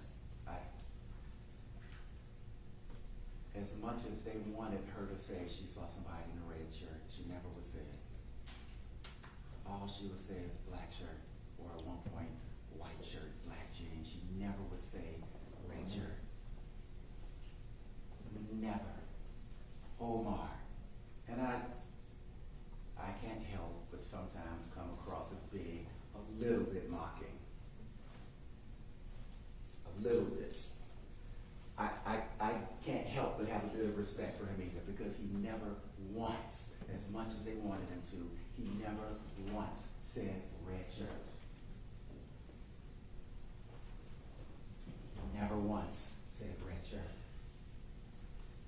Even when you look at the McCords, he never once said red shirt.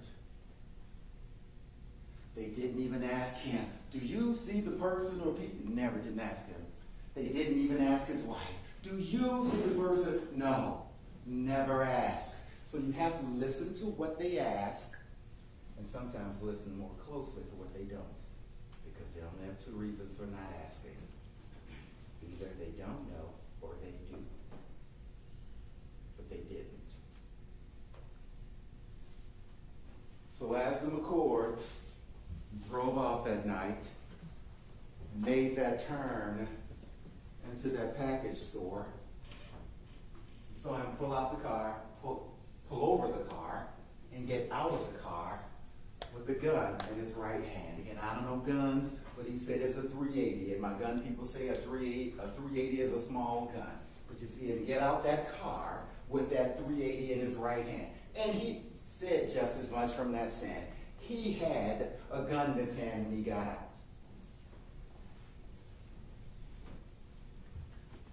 And I don't know if you listen to my questions or not. I forgive you if you don't.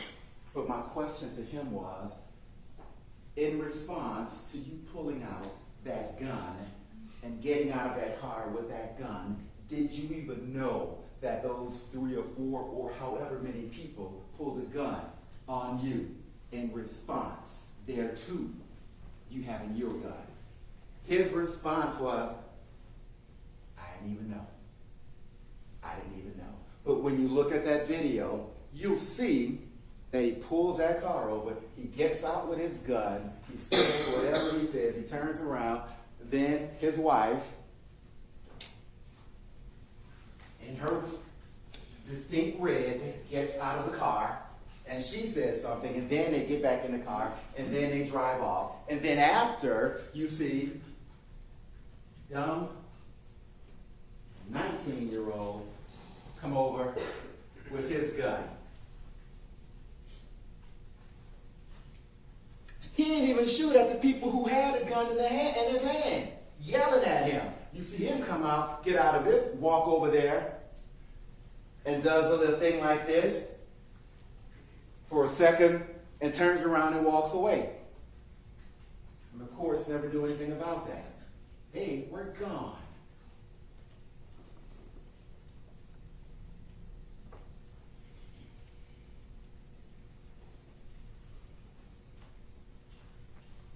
You know, I really enjoyed learning a little bit more about Mr. Abadi. I have to say that. You know, I don't know if you all gather this throughout this process, but I'm going to speak for myself.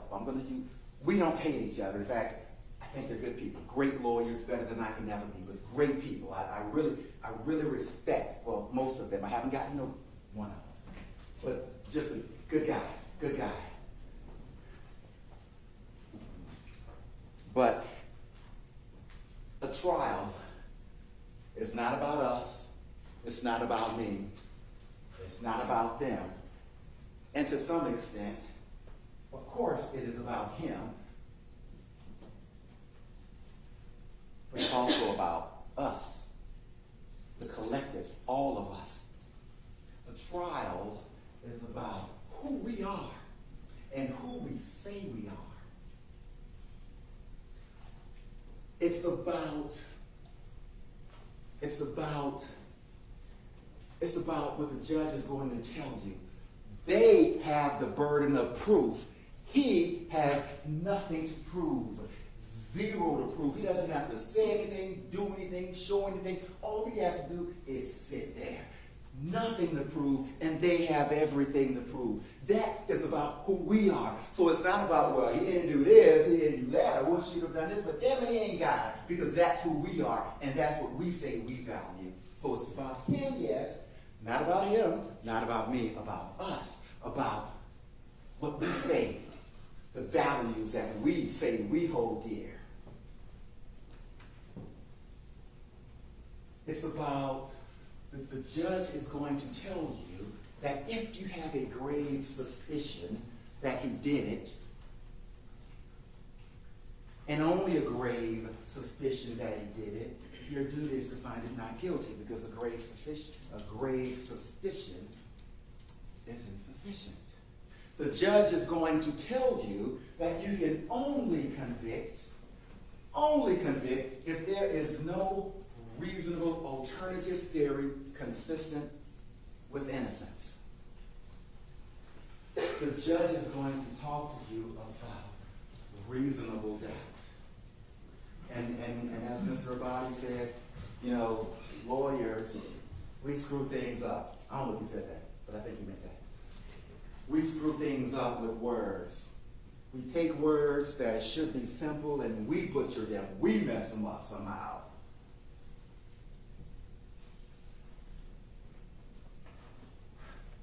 A couple weeks ago, I was in a trial in Clifton, Georgia.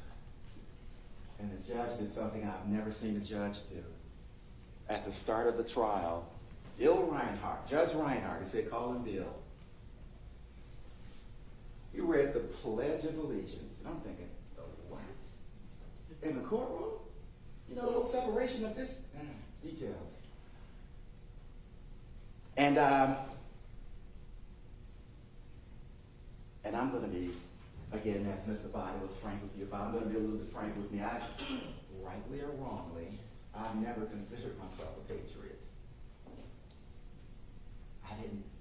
I thought you sort of had to somehow earn it. I'm not like Ms. Broderick, a veteran of war. I didn't think I earned the right. But it took me to the last time I even heard the Pledge of Allegiance, and it was at my dad's funeral, when he was given the flag from his military service of having gotten on a boat and a plane and gone to Vietnam.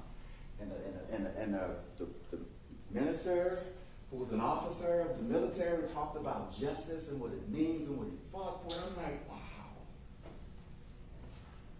I believe in justice.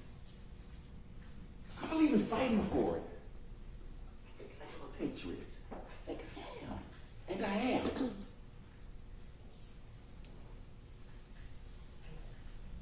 He talked about you don't have to love everybody or like everybody, but that doesn't matter. You don't have to like what everybody says, but that doesn't matter. We're all, as Mr. Body said, we're cloaked.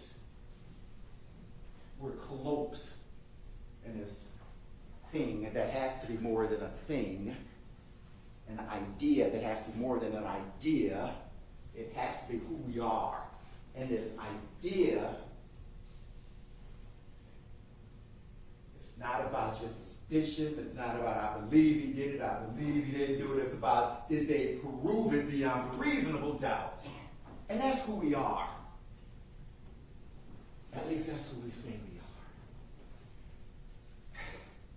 And as as, lawyers mess things up the way I think of reasonable doubt.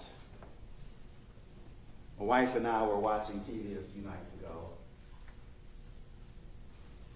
I let her have the remote control this time, or as I like to call it, every time. And she does what she always does. She found her way to a documentary. And this documentary was on CNN. And it was something called, How Did It Happen? Why Did It Happen? Something like that. And it told the story of this young girl. I think her name was Mary Kellerman, this 7-year-old girl in a suburb of Illinois, suburb of Chicago rather. 6 o'clock one morning, wasn't feeling well, it was time for school, and her dad did what a dad would do. I've been there. My wife's a flight attendant. I was always at home with my 2 daughters, trying to comb hair. Haven't gotten it right with myself. But the dad gave his daughter a pill, and shortly thereafter he heard her collapse on the floor, dead. And a few miles down the road in that suburb of Chicago, you had the Janus family. 3 people were sick in the Janus family. 3 people took a pill. They all died. 4 people dead near this little suburb of Chicago when someone figured out the Tylenol was killing them. I know Tylenol is in the news now, but we're not talking about that. Tylenol killed them. All in all, 7 people near Chicago died because someone, before the age of childproof locks and all this other stuff, someone had poisoned the Tylenol. 7 people died. And what did Tylenol do? Tylenol removed every bottle of Tylenol off every store shelf in Chicago, in Illinois, in Atlanta, in Idaho, in California. Every Tylenol in the country was pulled off the shelf. Not because the makers of Tylenol believed their product was deadly. They did not believe it was deadly. But they had a reasonable doubt. And that's what reasonable doubt is.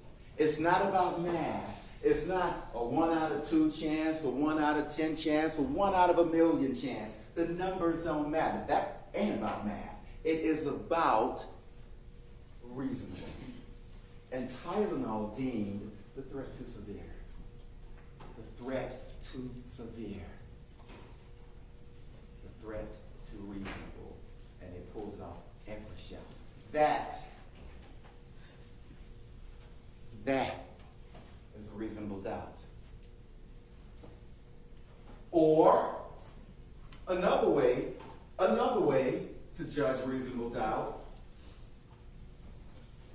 When the man with the blue suit and the gray shirt and the blue yellow tie with lies and half-truths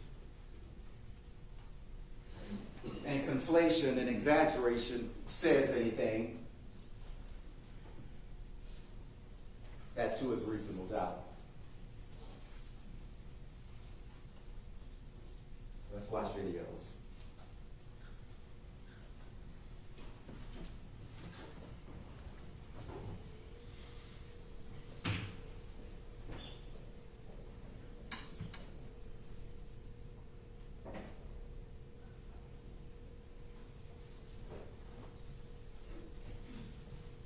I want you to get a feel as best you can of what the night was like.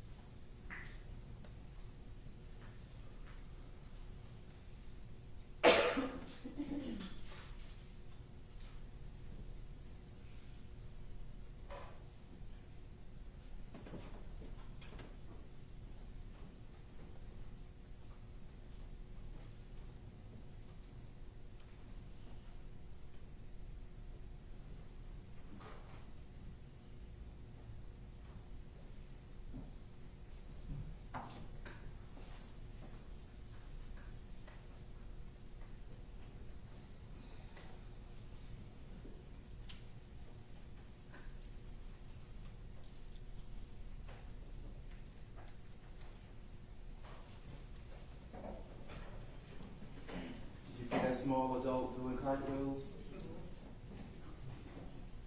Small adults love that.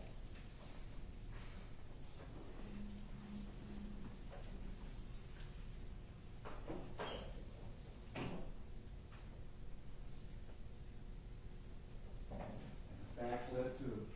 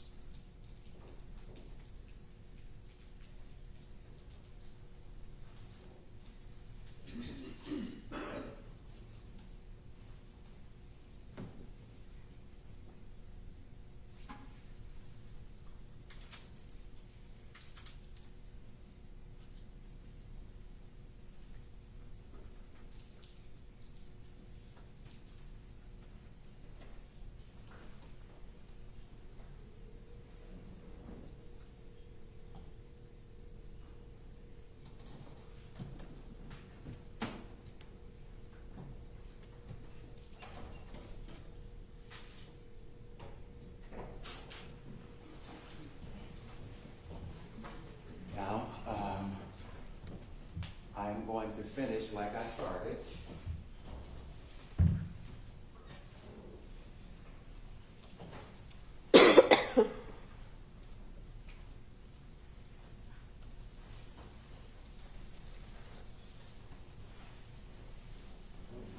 I guess had I gone to a Wake Forest game and watched Mr. Body's brother in their black and gold, perhaps I would have stood out in my red, but I didn't at the game I went to.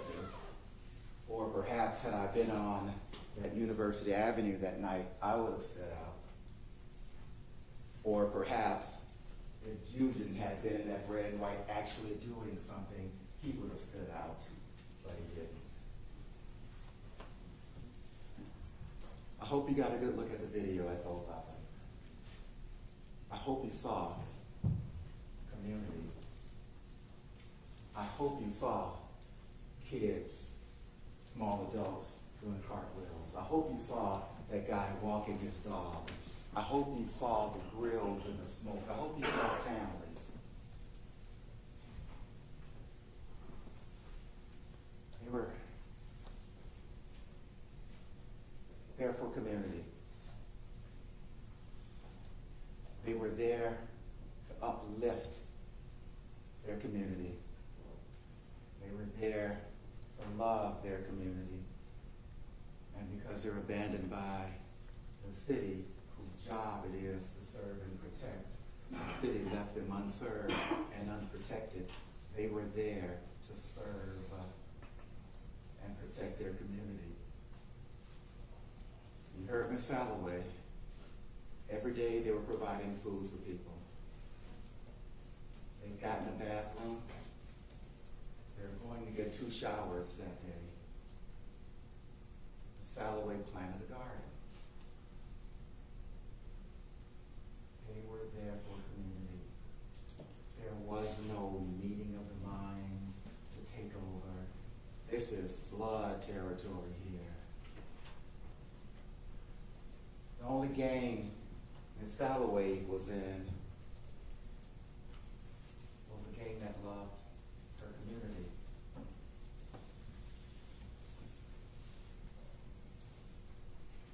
That's all they were there for. There was no meeting of the minds. There was no, let's block this street. Let's show our dominance. Let's show our conscious and deliberate and intentional. Let's show dominance.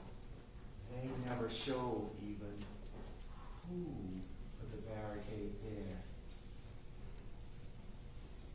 because they abandoned that area.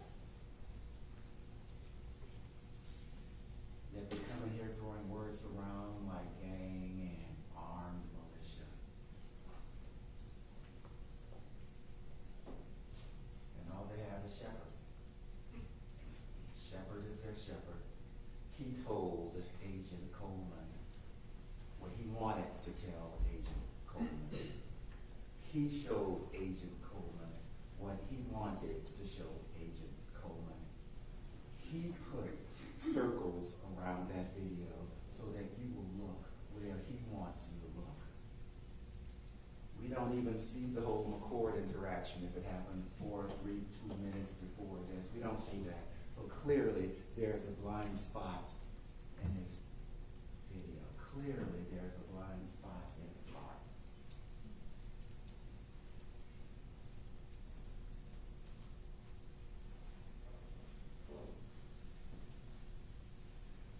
When I think more about that second video you saw at the last barricade, and you saw that car go by, and you saw the person kneeling or squatting, and you saw him creep behind the barricade,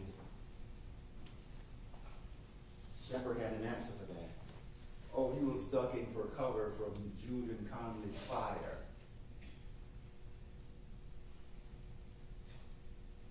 Is that what it looked like to you? Really? Really? Is that what it looked like to you? Well, I have news for you. That's not even what it looked like to him. But when you rush to justice by rushing to Julian, you don't really care about truth.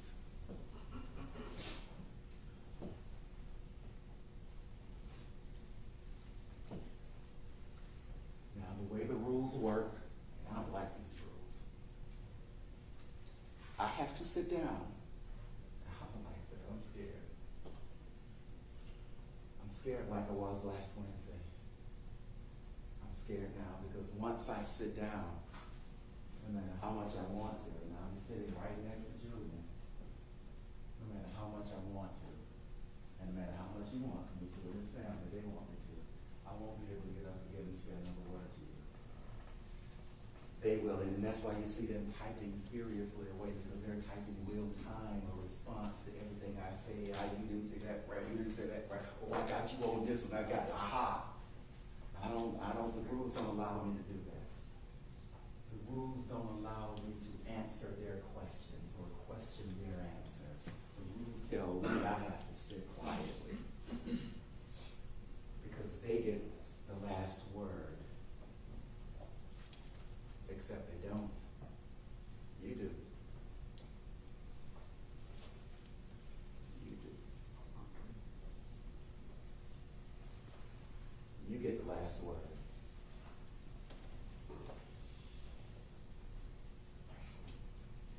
You get to tell them. You don't get to rush to justice by rushing to Julian. You get to tell them when the mom and the man behind the wheel all agree. So shouldn't you? You get to tell them that. You get to tell them that that girl's life is worth more than an 8-day investigation. You get to do that. You get to tell them, you see those pictures he gave you with those two people circled?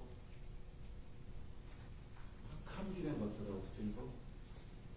How come you didn't look for those people? How come you didn't do a bulletin with those people on it? You get to tell them that we live in a day and age where you can cheat on your wife at a Coldplay concert on Friday, and by Saturday morning the world knows your name and her name. You get to tell them to do more. You get to tell them that girl's life was more than 8 days. You get to tell them her life was worth more. You get to tell them with the t-shirts and the placards and all say, Black Lives Matter, her life should matter. You get to tell them that. You get to tell the city of Atlanta, you don't get to wash your hands of a community.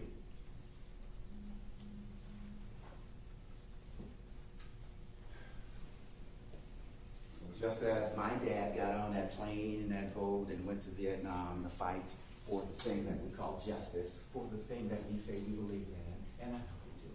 I know we do.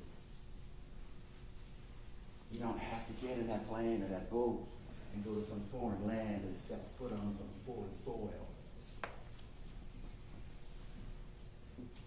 Sometimes you get to get a jury summons.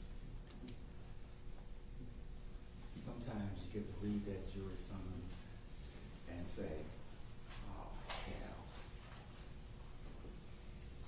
But sometimes despite saying, oh, hell, another one, you come here and you sit through 2 days of questioning and thinking of, what do I say to get out of this? But sometimes you end up sitting in that seat where you're sitting right now because you get to apply your common sense and your reason and your life experiences. Without going to Vietnam, just by getting in that car and coming here and getting on that shuttle and walking into this building and sitting in those seats. Some of you are already, but you're all veterans now. You all get to fight for justice. You all get to tell them that child's life matter. You all get to tell them it should have been more than 9 days. You all get to tell them you don't get to rush to justice by walking rushing to Julian, you now get to tell them that by finding Julian Conley not guilty of all charges. I thank you for your attention. Before the next argument, which can last a little over an hour, do you need to take a break? About 15 minutes? 15? 10? Okay, 10 minutes, guys. All right, for adjourned.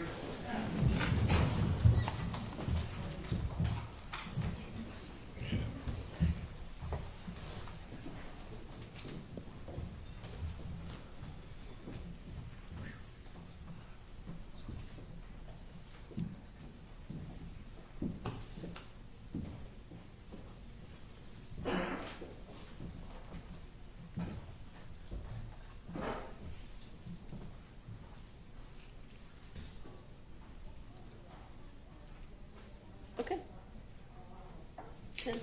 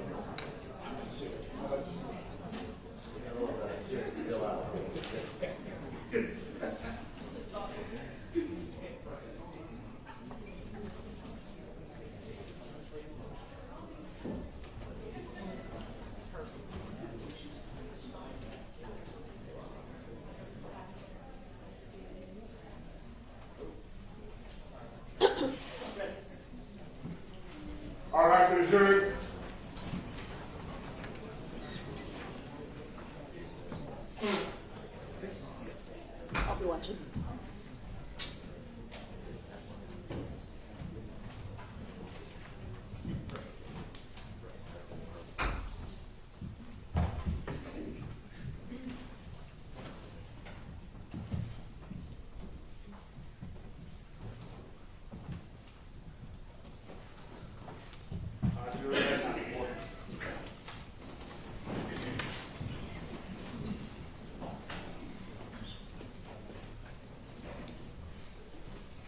Mr. Regis is absolutely right. I am over there typing feverishly because at that table, we carry the responsibility and the burden of making sure that we bring you absolutely every piece of evidence to prove that this defendant is guilty beyond a reasonable doubt.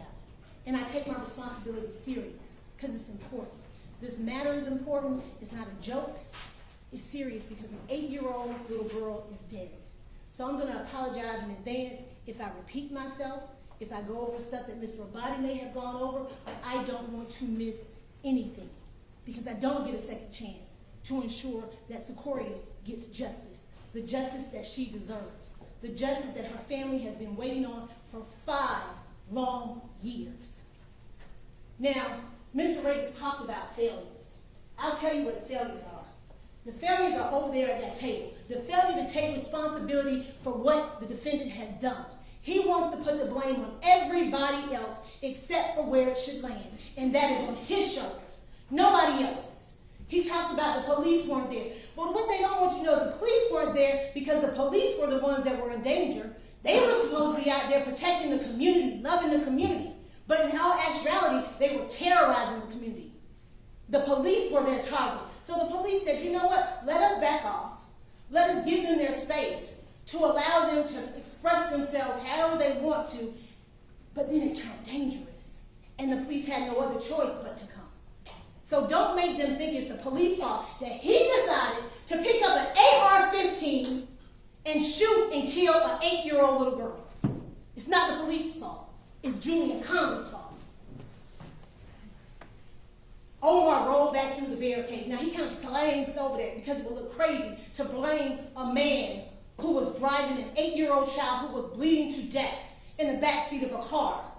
So he wanted to glance over that. But Omar said, I didn't know what to do. But you know what's the closest highway to get to? You got to go back through there. Otherwise, you got to go all the way around to Hank Aaron to try to get back on the highway. He was trying to get Secoriea to help as soon as he possibly could. Detective Shepard, and this is repeated, a rush to judgment, a rush to judgment. What did he tell you? I followed the evidence. I followed it, frame by frame, hour by hour, minute by minute. And you know where it led him? To Julian Conley. Now let's talk about when the defendant showed up 9 days later, because I want you to make sure that's the map. When Detective Shepard took out those warrants, that's because Julian Conley showed up and said, it's me in the red shirt, it's me in the light jeans, it's me with that AR dangling in between my legs. Because he already knew he was responsible. But did he take responsibility that day? Oh, absolutely not. So when you want to talk about 9 days and a delay in justice, it don't land with Detective Shepard. It lands with Julian Conley. Because he knew from day one. I'll give him day 2 when the news came out. Because he was too busy over at Edgewood on day 1. Lies and exaggerations. There's lies and exaggerations over here. But it don't come from the state. It don't come from the witnesses that the state brought to you. It comes from the defense witnesses. And we'll talk about that. He a dumb 19-year-old and he's in a gang. That ain't an excuse, ladies and gentlemen, to gun down a car and kill an 8-year-old girl. I have a 19-year-old son. It is unacceptable. He came from a family, law enforcement, so you know better, so you do better. He chose to do what he did. And therefore he should hold and take responsibility for what he did. And not just try to say, oh, I'm 19.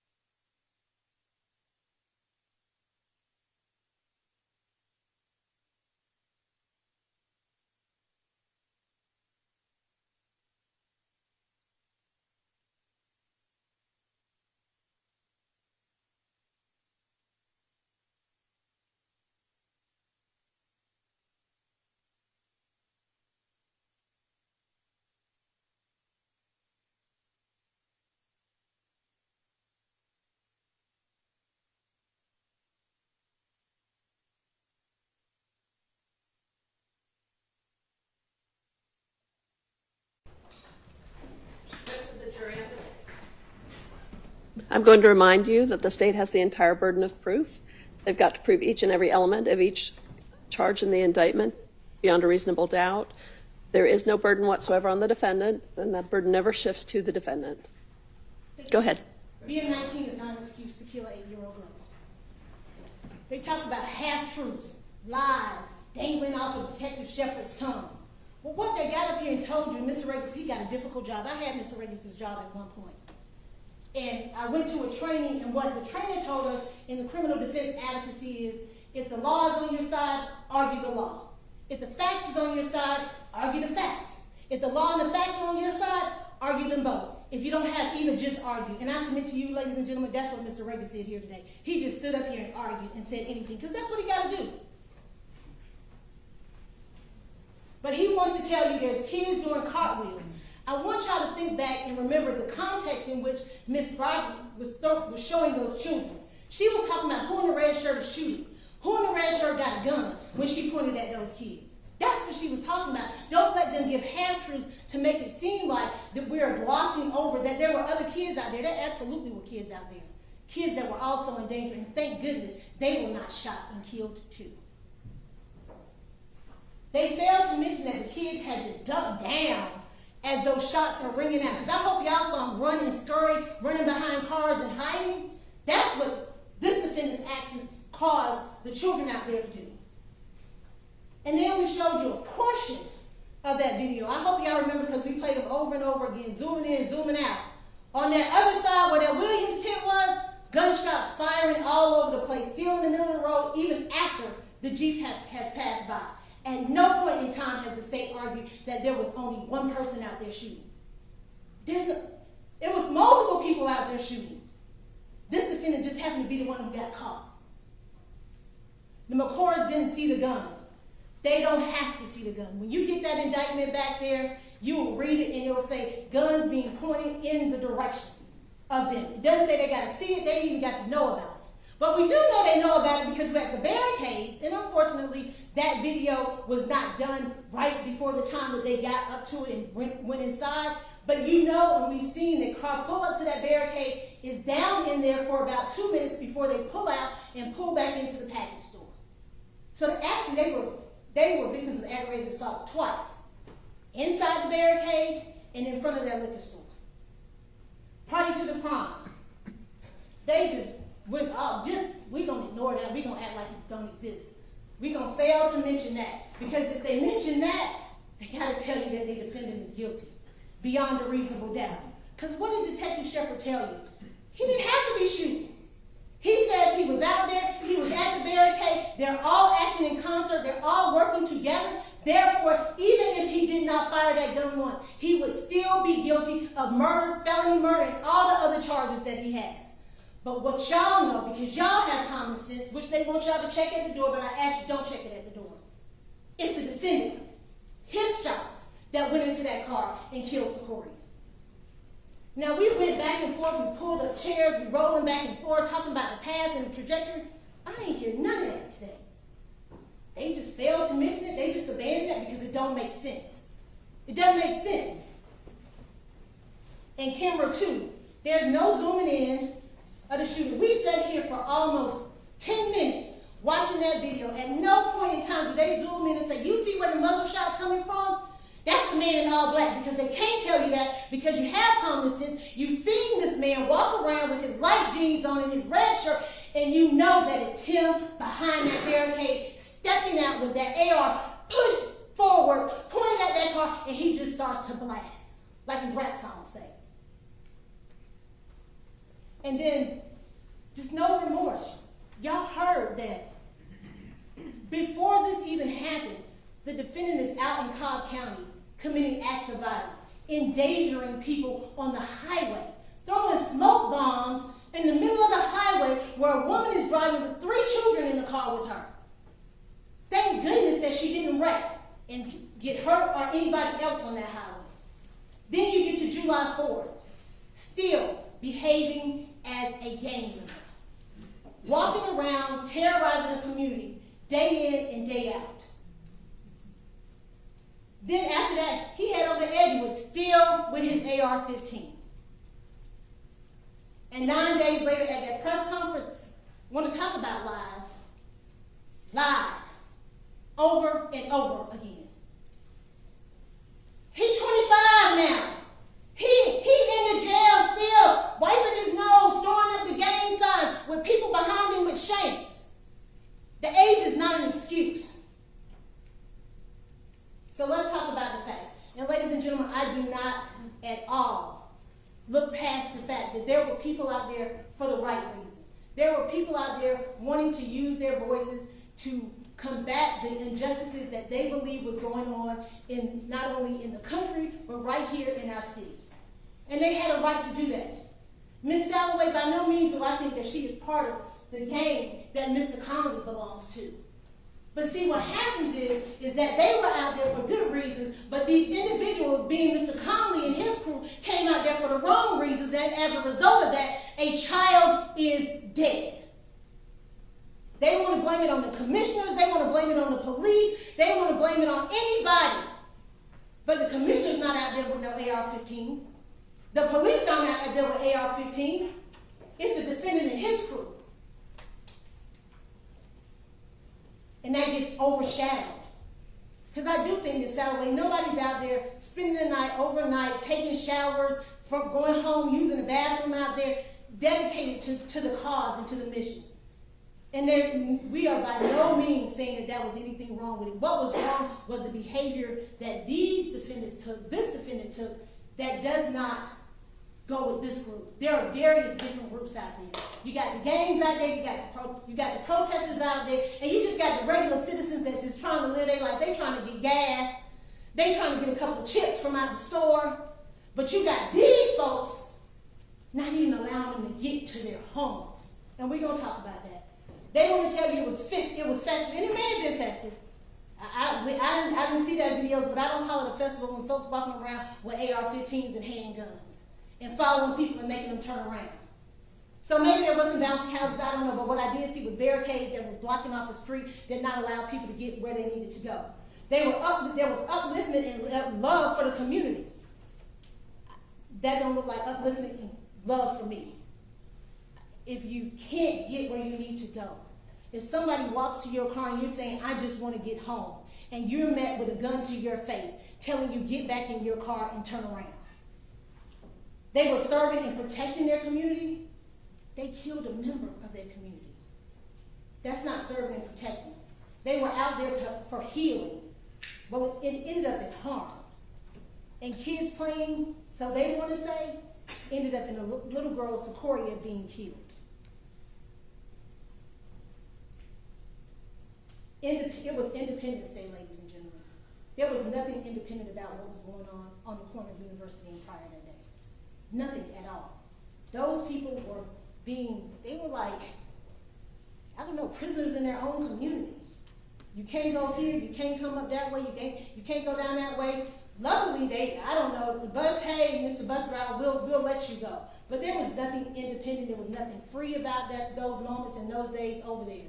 And it's not fair to the people that were out there for the right reasons. And what are they going to do? They going to tell them folks to leave? They got a whole crew out there, ganged up, ready to go, because we see them every time Mr. Conley's moving, they moving with their guns pointed and ready to shoot. But we'll talk about that. And they're exercising power and control. Now, they say Black Lives Matter. We're about police brutality. And ladies and gentlemen, the evidence is real clear. It wasn't the police that the community had to be worried about out there. It was the defendant and his gang members. And the most precious and innocent black life was lost because of them.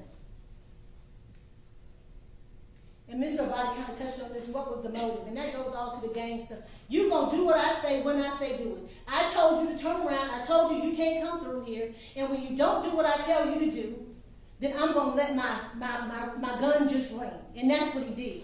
And we'll get to why I think he believed it was the McCords because of the time period. And I just told you, don't come through here. And you got the audacity and the nerve to turn around and come back through here? Oh, I'm about to show you. What did Charmaine say? She heard him say, hey, hey, like that, stop. What did Omar say? F-ins, as they're trying to just go home. Even their own witness says,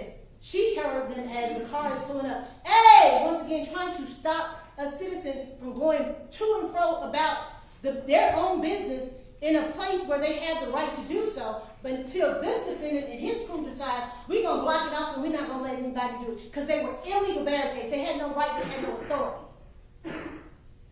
Anybody had the authority and the right was Omar. He should have been able to drive through that street without having to go up on the curb, not being in fear for what's going to happen to him and Charmaine and Secoriea in that car. So let's talk about the evidence that proves this defendant's guilt. You're going to get evidence, and you've gotten evidence through the witnesses, the physical evidence, scientific, and even the admissions and the words of the defendant himself. And we talked about Aiden Coleman, and Mr. Rakes has already said, hey, yeah, he was in a gang. He was 19, just excuse it. He didn't really mean it.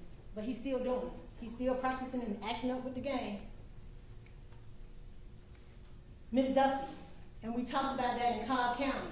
Intimidating looks, his red bandana and mask. Remember she talked about a smoke bomb being pinkish or red. Loaded down with guns and ammo. What did Officer Brazanga tell you? I'm on duty and I have about 89 to 100 bullets. He walking around with over 1,000 rounds of ammunition. Because he ready. For whatever comes along, he going to take out whoever he wants to. And Mr. Rakes got up here and said, oh, Jasmine Duffy got up here and she got up and said because the state's telling these people to do this. Oh, that's him. That is not what happened. She looked at the booking photo and said, yes, that is the man who looked me in my eyes and then threw a smoke bomb under my car while I had my baby and my nieces in the car with me, putting our lives in danger on that highway. And hollow point bullets, the most lethal bullets there are. That's what he carrying in his book bag. And the AR-15, well, that belonged to his friend, one of his crew members, one of his gang members that just took responsibility because he was already getting ready to be arrested, so we can't let them take that AR-15. I would submit you that AR-15 that they got in March is that same AR-15 that he had out there in July. Mr. Rakes wants to tell you that, oh, he's not the leader because they weren't posting. What did Ms. Salloway tell you? We didn't have to post. There were no chats going on. We knew to be out there. We showed up, and day after day, we would just come. So he ain't got to post. He ain't sending out invitations like he invited folks to a wedding. They all just showing up to run the streets. But he did post, go burn down Cobb County to get my property back. I need my guns and my ammo. He wearing his gang outfit all in through there, and we'll talk about that. He gets to decide who goes and comes in the barricades.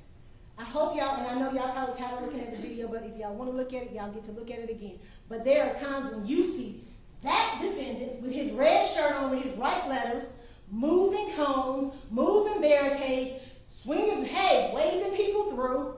He is in charge. Forcing people to turn around at gunpoint because he decides you can't come through here. He told them, of course, turn around. And some people, they got into the barricade. They saw what was going on. We just going to turn around. We don't even want that smoke. And just minutes before, probably not even minutes, I hope y'all saw that white car before the Jeep comes. He walks out of the shadows. You see that white lettering on his back. He goes up to that car, and that car just turns right around. Because sometimes you don't even have to point your gun. Because I'm telling you, if it's AR dangling between your legs, I'm moving. Don't worry about it. I'm going to turn around. And he's giving directions. I know it's hard to hear, but that older black man looks at him, the leader. It's good, and he said, oh yeah, he good. He can get on. He is in charge every step of the way. He gives directions to the MARTA bus driver. At the end, when they finally let him through, he walks all the way down to the end of the barricade, and he's waving. Come on, you can come through. Not no other person. Not no man dressed in all black. Not no man dressed in, not even Mr. McKinney with his white shirt and black. It is that defendant giving directions to everybody.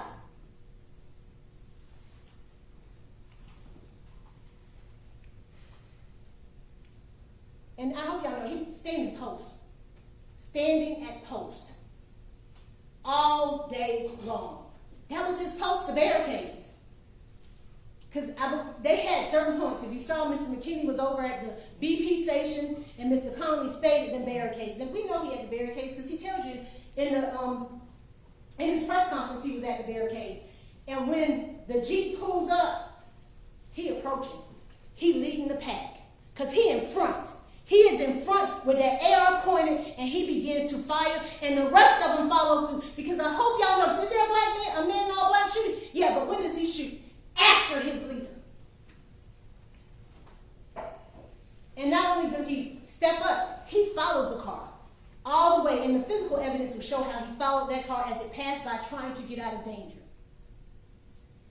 Leading, standing post.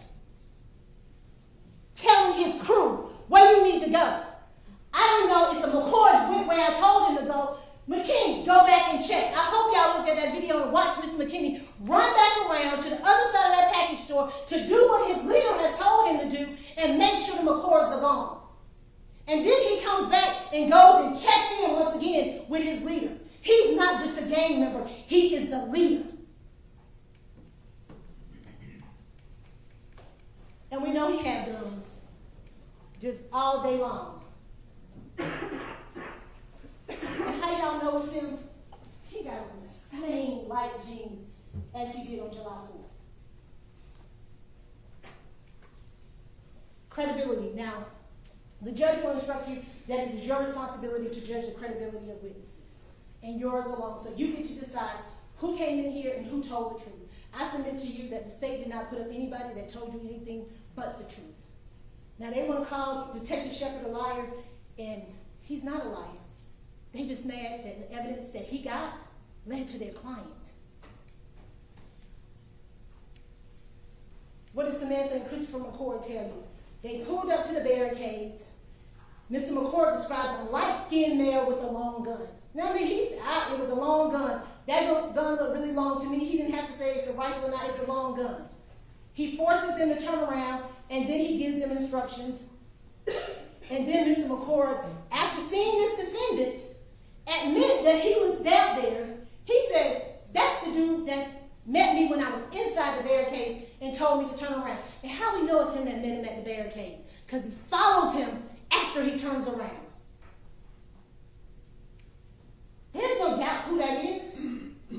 And I know y'all was probably tired of hearing about States 112, light jeans, red shirt, but we got to prove it. I have a responsibility and a duty to prove to you beyond a reasonable doubt that it is that defendant that committed each of these acts.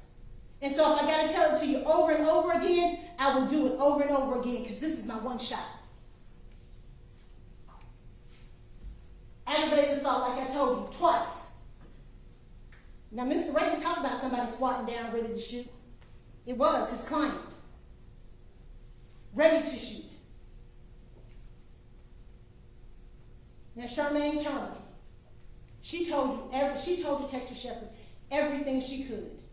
Not one time did she lie to Detective Shepard. Were there men out there with black shirts on, dressed all in black, dressed like the police, dressed like the militia? Yes, they were. Were they all armed? Yes, they were. Were there men in all black shooting guns? Yes, they were. He says we didn't ask her the question about whether or not it was the defendant that shot Secoriea. We didn't ask her because she said, I don't know who shot my child. I just know my child was shot as I passed through a barricade with armed men. And who would expect her to know anything else? Because he started with the mother. The mother in the back of that car. First of all, she said, I'm on my phone. Secoria's back there on her phone. Next thing I know, fire is coming into the car. I reach back to get my child, and the last words I hear my child say is, Mom! Crying out in agony and pain. So he wants her to be able to tell you about a red shirt. The only thing red that she was concentrating on was the blood that was pouring from her baby body as she tried to press on that wound to keep her baby alive. I'm a mother, and I know what that feeling feels like, to hold your child the first time they take their first breath, as their heart beat for the first time. I can't imagine the anguish it feels to hold your child as they take their last breath. Objection, Your Honor. May we approach?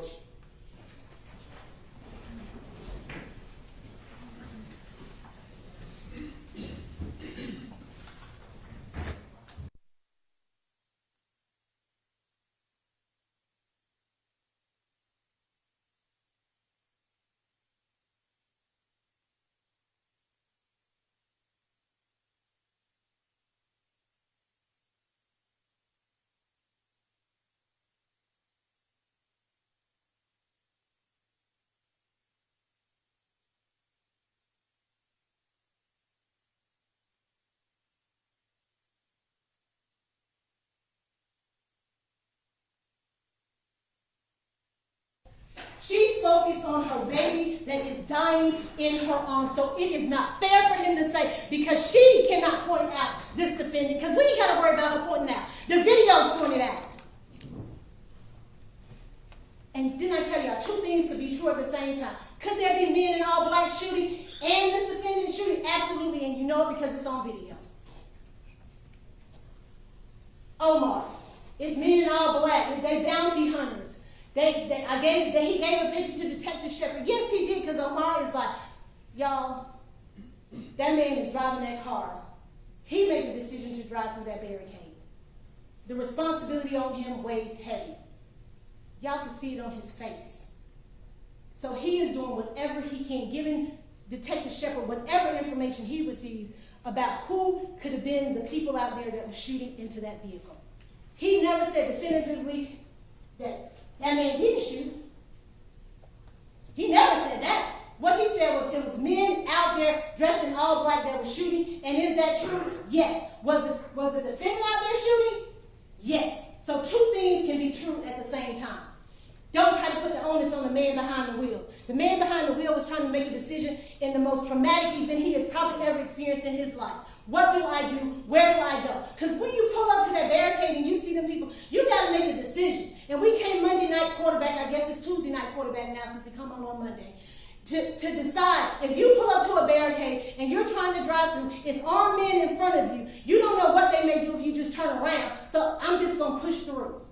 And there's nothing wrong with that. He was trying to be a protector. How can I get them to safety as quickly as possible? We can't blame him. The blame lies on the person that pointed that AR-15 at that car and let off 8 rounds into it. We lucky it wasn't Charmaine, Omar, and Secoriea. And what did Omar tell you? I wish it was me. That's who's taking responsibility. And he said, I'm going to get an attorney. There's nothing wrong with that. He's like, I'm driving the car. I want to make sure that nobody thinks that I did this. I'm responsible for it. Because I don't know if you heard the little tricklings of, oh, the person in the car was shooting too. So he's trying to make sure I'm protected. But what he does say is black men and all black were out there shooting, and we know that to be true. And we also know it to be true that the defendant was out there shooting. Now, the defense witness, Ms. Salloway, like I said, I think she came with good intention, or at least she was out there for good intentions. And she was trying to do what she could to help. But the things that she told us was real important, and it was consistent with Omar and what Charmaine told you. As the Jeep pulled up, I heard somebody yell out, "A." The Jeep went up on the curb, and shots rang out. And she told you, as the Jeep passed by, I saw shots in the back area behind the Jeep. And the windows of the Jeep were rolled up. Now, what she get a little fuzzy on her credibility is that the man at the back barricade was shooting. Well, ladies and gentlemen, y'all get to view the videos. Y'all get to decide. There doesn't appear to be muzzle flashes. She said she didn't see muzzle flashes, but she thought the man was shooting, but she really couldn't tell us where she was standing in the Wendy's parking lot. And then at some point she started saying, well, I heard what happened. So I don't know if she heard it that night, heard it since this trial's been going on, and feels like that's what I saw, but to me, that's just a little red herring. But what she does tell you is the shot, as the Jeep returned, she heard some more shots. She don't know where they came from. They don't know who they came from. And I think she said, Mr. Ravis wants to tell you that the man was not ducking for cover. That's what his witness said. He ducking down. He moved all the way to the other side of the barricades to avoid the shots that this defendant is firing out in his directions by the barricade. She tells you men in black are shooting. Absolutely, they are. But what she didn't tell you, she never said, that defendant didn't shoot.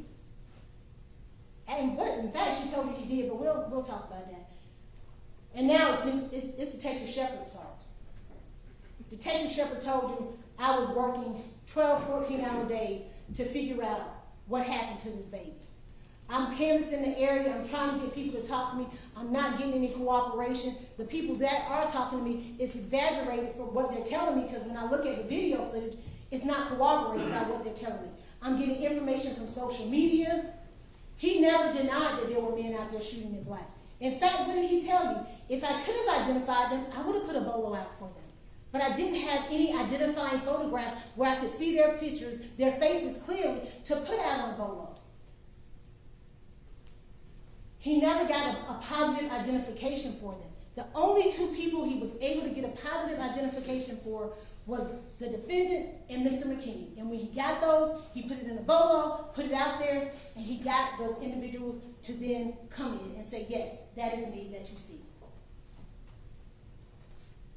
And we know that he's not in a rush to judgment. Because what did he tell you? I didn't charge McKinney.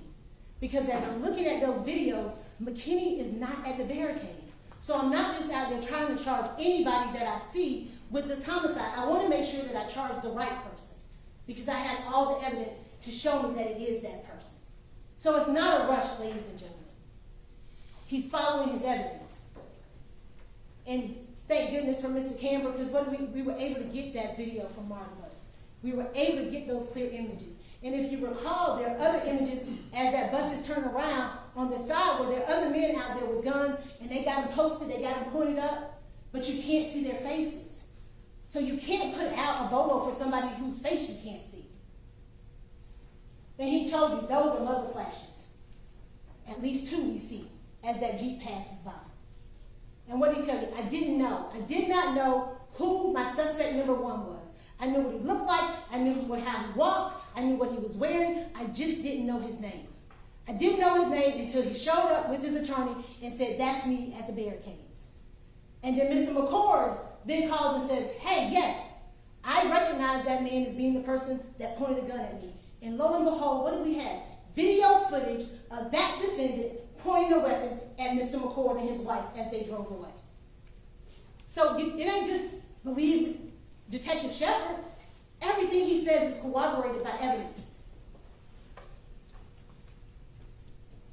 And Ms. Cassandra Salloway, what did she tell you?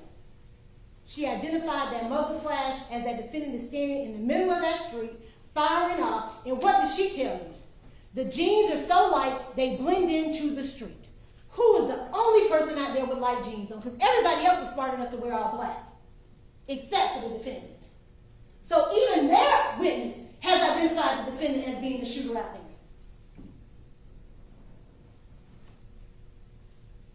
Black do-rag, his twist, his light skin, his red t-shirt, his light jeans that we know belong to him because he had them on in another picture with another gun, his black bag, his black shoes, and his gait. What did Detective Shepard tell you?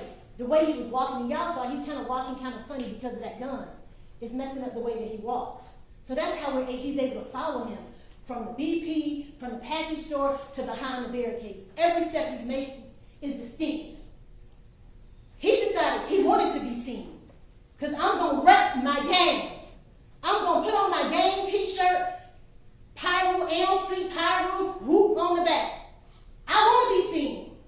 And he was seen by each and every one of those cameras out there. And he was seen shooting at that car and killing that baby.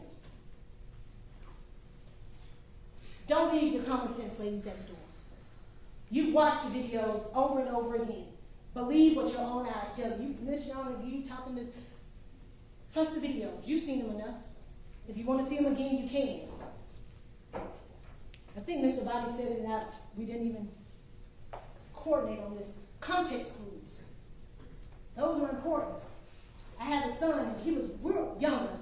And I said a word, and I said, how do you, and he said, oh, that means such and such. And I'm like, how do you know that? He said context clues. Ladies and gentlemen, use your context clues when you get back there. Red shirt, white lettering, light jeans, black satchel, AR-15, funky little walk because of your AR-15, your light skins, your twist, and who you come up with. At 9:45:21, this defendant is standing at his post. Light jeans, red shirt, light shoes, black satchel, light jeans, red shirt. You can kind of see that AR hanging down right here. Black shoes. At 9:45:21. At 9:46:02, less than a minute, that Jeep is pulling through. He has not moved. You saw the videos. At no point does he leave from those barricades. The only time he leaves from those barricades is when he steps to that Jeep as it pulls through. And here he is again. AR extended. How do you know it's him? Them light jeans, that dark shoes. You can kind of see it here in the red, but it's dark because if you all know when you take pictures, if the lighting is behind you, it's going to be dark. That's why kids always tell me, get the light, you got to get the light so you can make sure your colors pop. But it's enough for us to see it ain't. It ain't in black, ain't the man in black, ain't the man. Right here, light jeans, dark shirt, AR.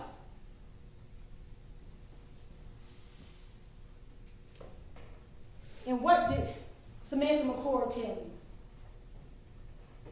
If you point a gun, you ready to shoot a gun. Not less than 5 minutes later. I hope when we don't go through the timeline, this is what he's doing. Pointing his gun. And when that car comes through, 2 to 3 minutes later, he is ready to shoot. And that's exactly what he does. And I know it's blurry, ladies and gentlemen, but I hope you can see it enough. This him. Lower back. Now where are these other men? They're back here. Where's the Jeep?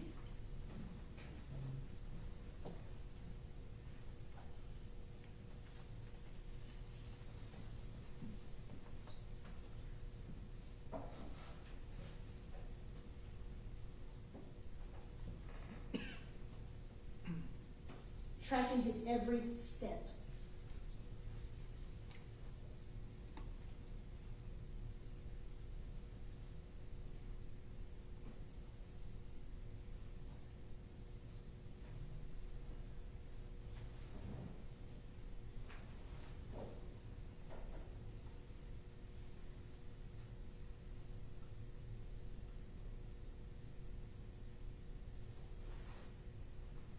That's him, ladies and gentlemen.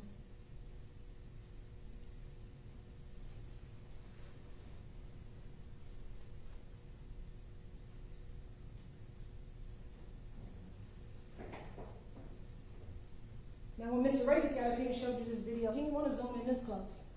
Because if you zoom in this close, you get to see his client committing this murder.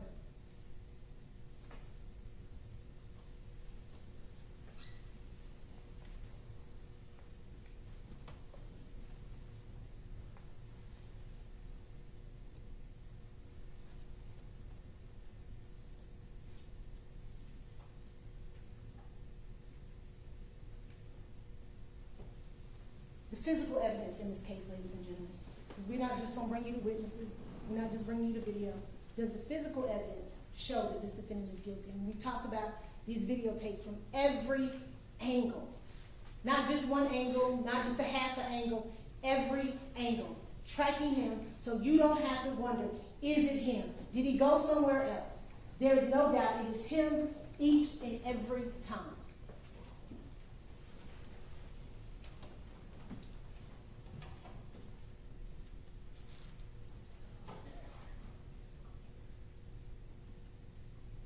Nine 12:45.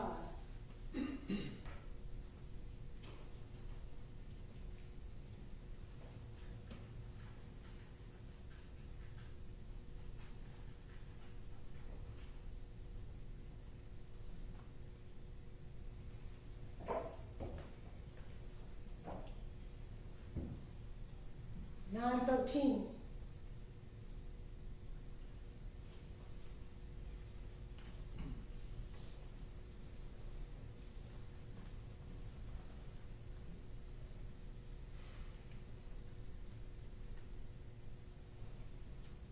9:13, 50 seconds.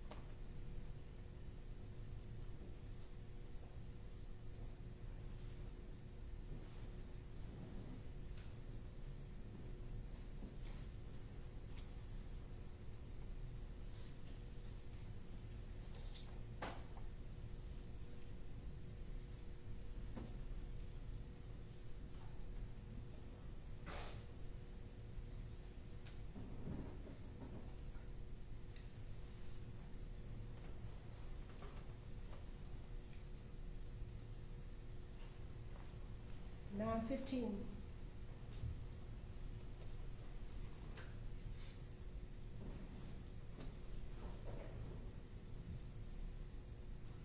Directing the marshal, telling him where he can go.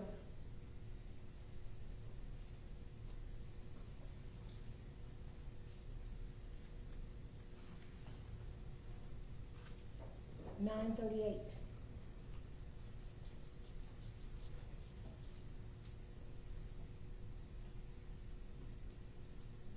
Back at his post.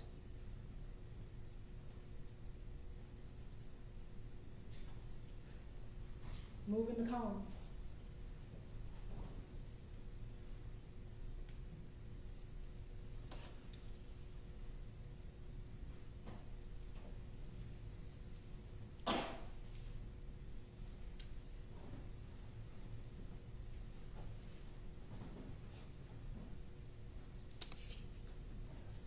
Moving in on the McCoys, because they have challenged his authority.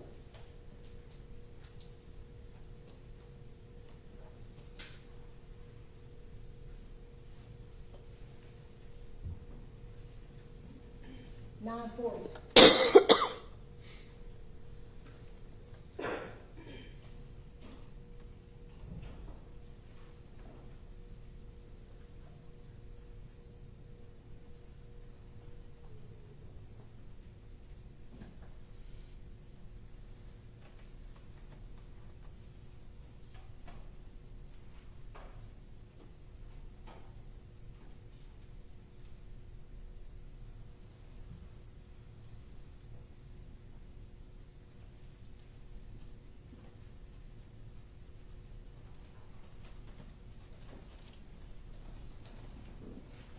Every minute, every second.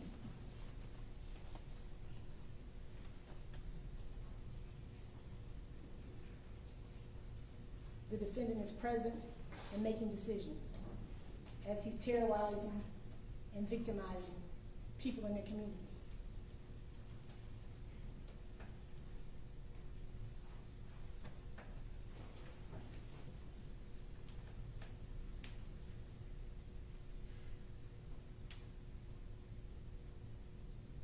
I hope y'all see Mr. King go that way, and he goes. 9:40.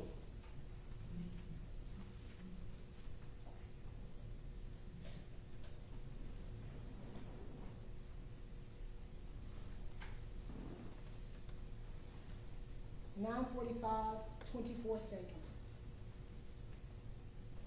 Just seconds before that Jeep comes through.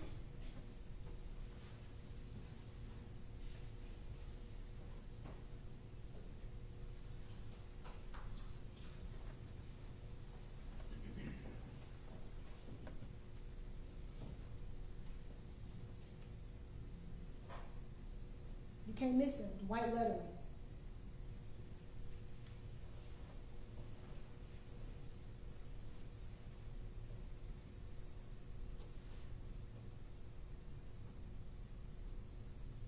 One shot, two shots. And we show y'all it's another man in all black shooting. We're not trying to hide from it. Because it doesn't matter. Everybody at that barricade is responsible for Secoria's death as a party to the crime.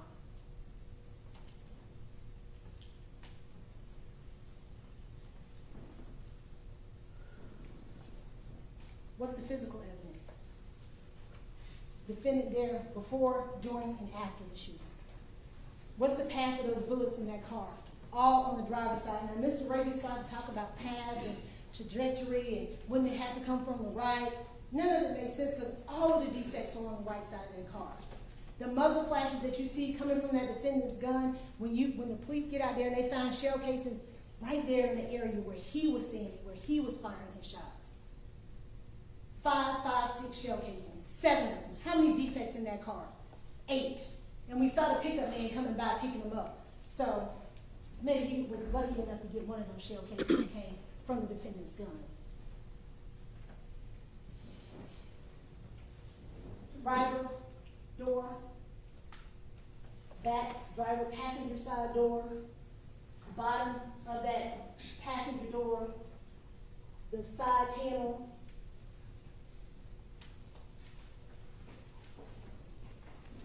So we know that the shots came into that car from the left.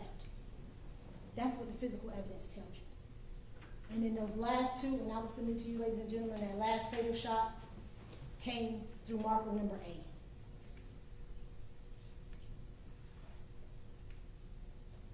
This is the passenger side, and you'll have the pictures back there that you can look at. They try to say, oh, well, isn't that maybe some bullet holes? It's dirt, ladies and gentlemen.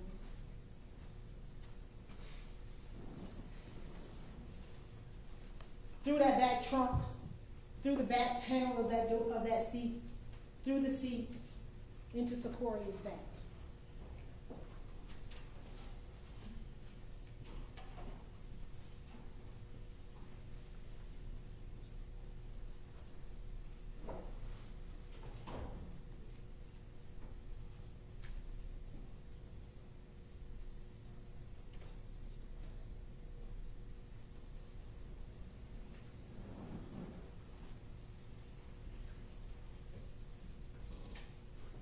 Objection, Your Honor, may we approach?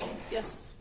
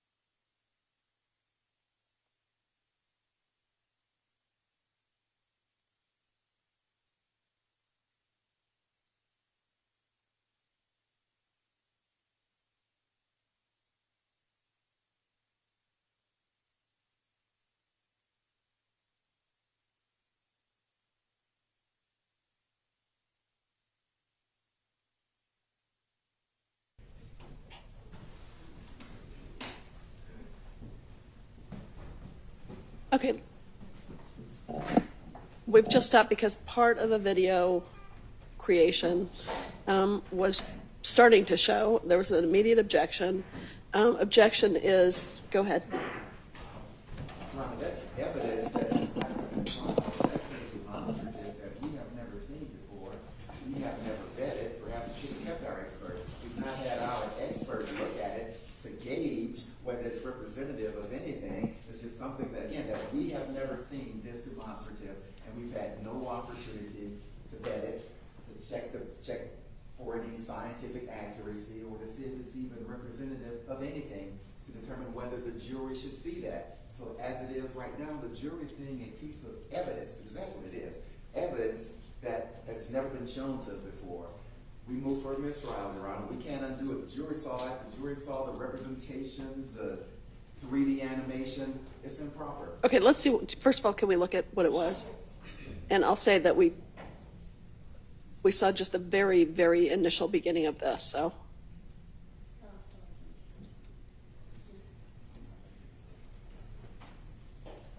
We didn't see the very beginning of the jury saw the whole thing move. Like, while we were talking. While we were talking it. While we were walking up there, it was still moving. Okay.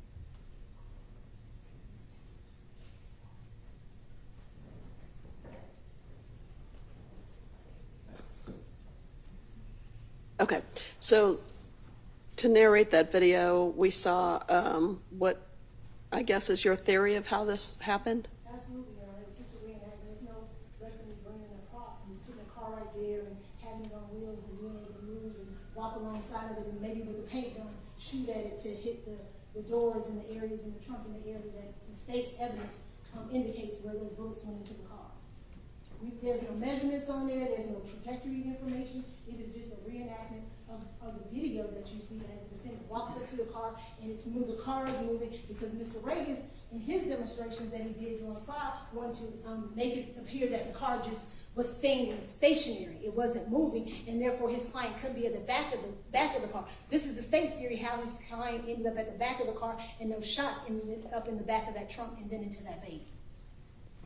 New evidence, I'm sorry, it's new evidence. We've not had an opportunity to object to it, to question the creator of it, to do anything that we would need to do. And you have a case, I don't have a case yet. Yes, Your Honor.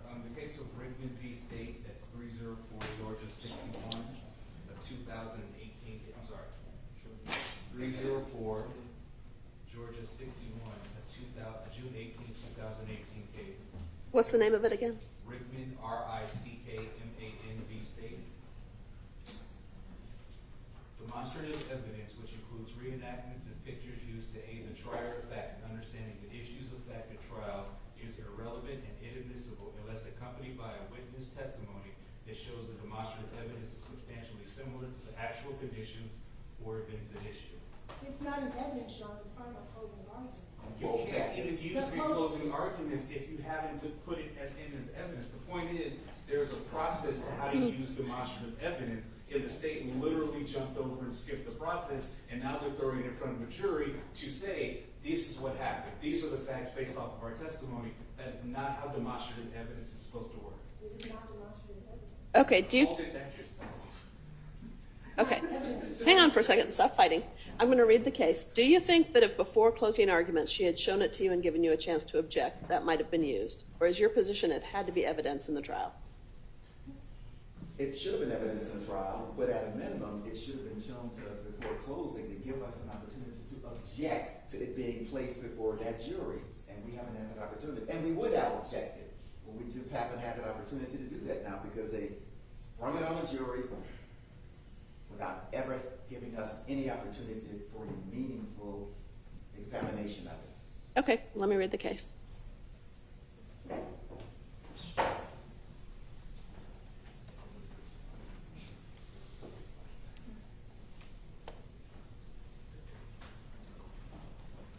And Ron, can you make certain you read the coordinates? Yes. Yeah, if anybody needs to take a break, that's fine.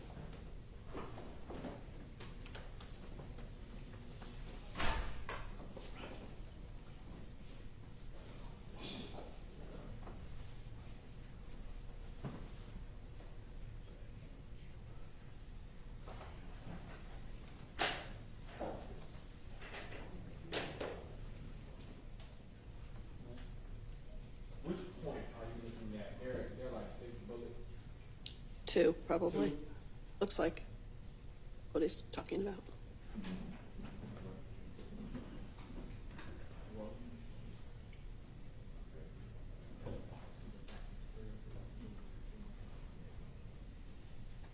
Actually, yes, if you hit 2 and go down to the middle of the case itself, that's what the language is. Is it 306 Georgia 61? 304 Georgia 61, 2018 case, Rickman v. State.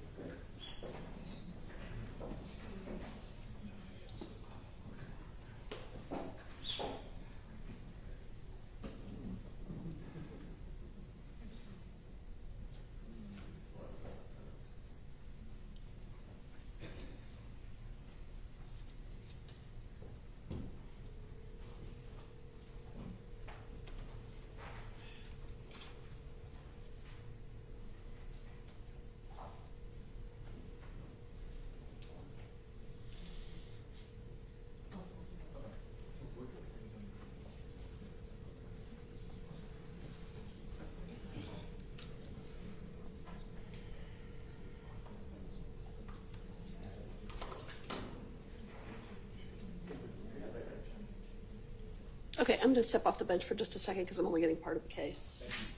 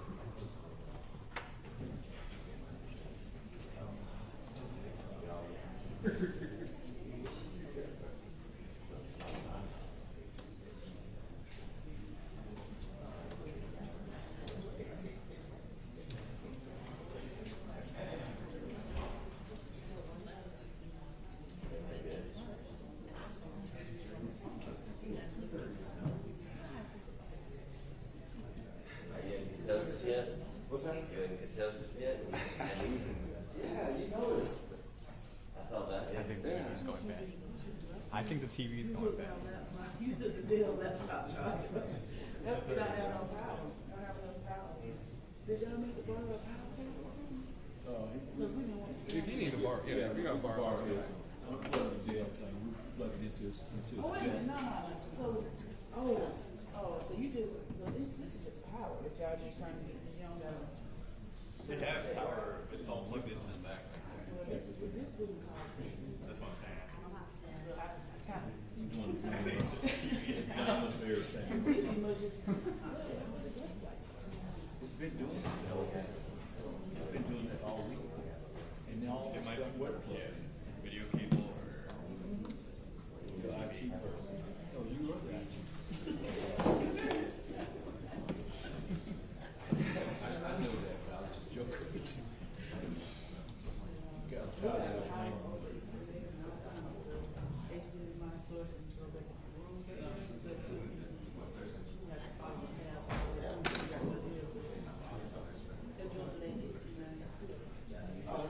I just been watching through my library just to make sure it's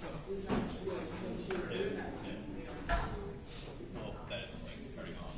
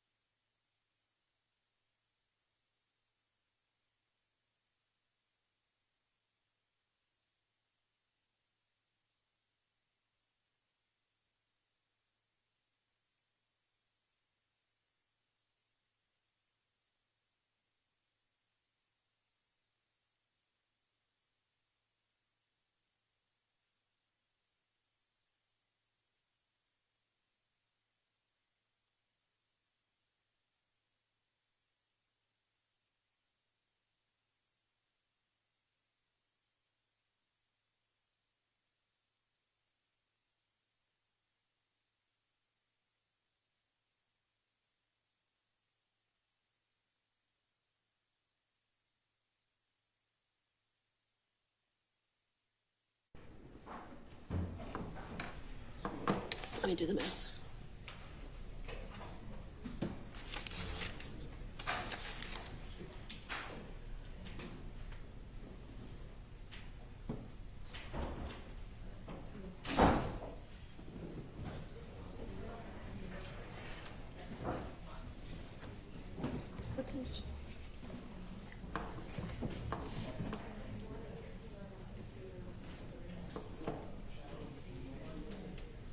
Oh, it was, yeah. 115. It was definitely 115. Okay, and then 208 is when we started. So let's say 3 minutes each. That would leave.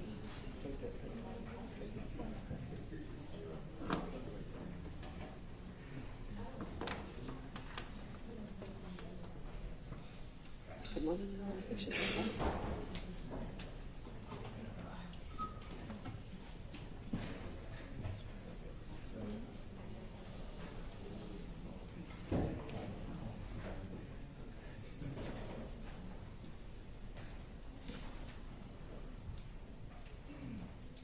Okay, first things first, I want to make sure that we don't steal time from your closing because we stopped repeatedly.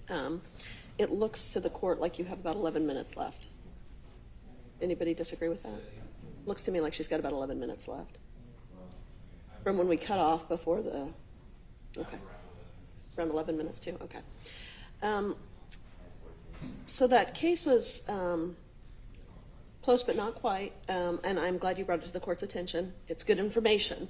I think under different circumstances in this situation, if the rendering had just been showed to the defense, the court may have admitted it over the defense's objection with proper instruction to the jury. But because it was not offered prior and we didn't have that discussion, I think out of an abundance of caution, we're not going to play it for the jury. I'm going to just give this instruction and you'll be allowed to just continue your argument. A computer rendering of the state's theory of how events in this case might have occurred was played several minutes ago. This was not evidence in this case and was merely an illustration of the state's theory of the case. You are not to consider this computer rendering as evidence in this case. The arguments of the attorneys are not evidence. You are to base your deliberations and decision in this case on the evidence that was admitted in trial only. Anything else that you would like me to say? I think it is, with all due respect, I'm sorry, I think it was way too generous to the state. I believe it's improper. Earlier, when Detective Shepard said some things that were improper, the court inserted the word improper into its instruction to the jury. I think the jury should be told that that was improper. And secondly, what I will characterize as what lawyers say is not evidence. I'm lumped into that bag with them. They did something that was improper, and I don't know that we need to do a both sides thing in terms of what lawyers say, in terms of what all of us say is not evidence. That is factual, but the situation that compels this instruction is something the state did, and I think the jury should be told what the state did, again, was improper, and disregard that and place no weight on it. And I don't believe it's improper for the state to be able to argue our theory of the case and what occurred out of it. So calling it improper, I don't think is a fair statement of what the state has done. We are allowed to illustrate what we believe. It's argument, and they can decide. I don't believe that's how them shots got into the car, or I do believe it. It's up for them to do that. For me, illustrating it is no less than, like I said, he's wheeling a car. I'm sorry. You're okay. And pointing at it right here in open court. That's nothing that I would be able to put before Mr. Reyes and Mr. Weaver prior to it starting. And there's nothing that prevents us from doing it because it does not have to be entered into evidence because it is not evidence. It is the state's argument. It is the state's theory of the case. And if I recall, I saw the word evidence at some point under the, I don't know if it was under the heading of physical evidence, but it was under the state's own heading of this is evidence. There was no heading on that slide, Your Honor. Perhaps not that slide, but it was billed as whatever the case may be. Well, they can have a heading on a slide that lists the evidence that says evidence. But that should not have been listed as evidence at the point I'm making, Your Honor. And it was not, Your Honor. The slide had no heading at all. Okay. And it's not even illustrative of the state's theory. Detective Shepard said the shooter was stationary. That was a graphic showing a moving shooter. So it wasn't shown to us, and it's inconsistent with their star witnesses' testimony as to what occurred. Okay. It's wrong on a lot of levels. Well, it's not wrong on the video because he's shown moving on the video. Okay, I understand everyone's frustration. This is a situation that could have been handled prior to closing arguments. So, so I'm going to go ahead and give an instruction on this, and motion for mistrial was denied. Anything else that you want to put on the record? No, Your Honor. Okay. I would actually like the instruction read once the jury comes back in, but then again for the charges as well. I think because of how inflammatory what the state just did is, I think they need to hear it more than one time, Your Honor. Okay. Isn't part of the pattern charge that nothing? Part of the pattern charge, there's extensive information in the pattern charge about attorneys' comments not being evidence. Okay, we can take that up after we finish closing. We're ready. Are you going to read within, is that the instruction, or have you changed it, have you modified it? I'd like to hear the instruction the court is going to give, if I may, Your Honor. That's fine.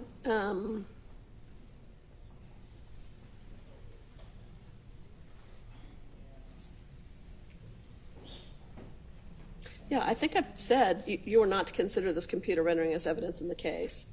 I am happy to make it you are not to consider this computer rendering, if that is closer to what you were hoping I would say.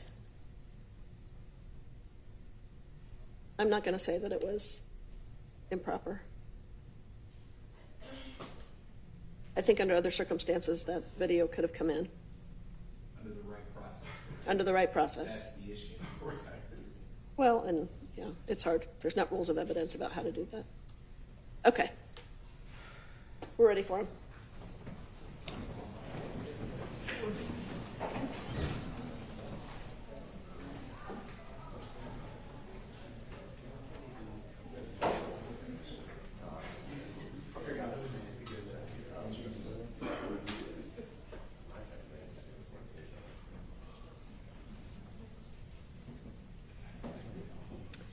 Okay, remember you got 11 minutes left. You had 14? Sorry. Let's see, what does Madam Court Reporter have? He waived that, Your Honor. She started off with an hour and 6 minutes. She started off with an hour and 6 minutes left.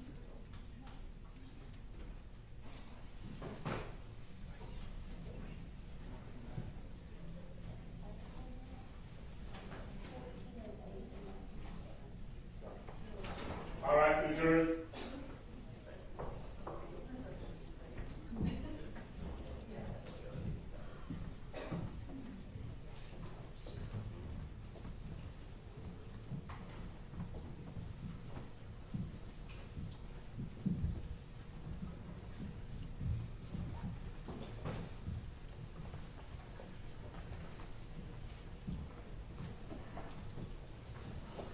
Judge, that kind of court.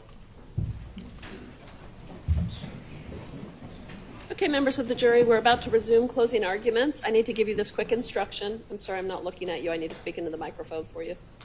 A computer rendering of the state's theory of how events in this case might have occurred was played several minutes ago before the break. This was not evidence in the case and was merely an illustration of the state's theory of the case. You are not to consider this computer rendering. The arguments of the attorneys are not evidence. You are to base your deliberations and decision in this case on the evidence that was admitted in trial only. Okay, you can resume your argument. Thank you, Your Honor.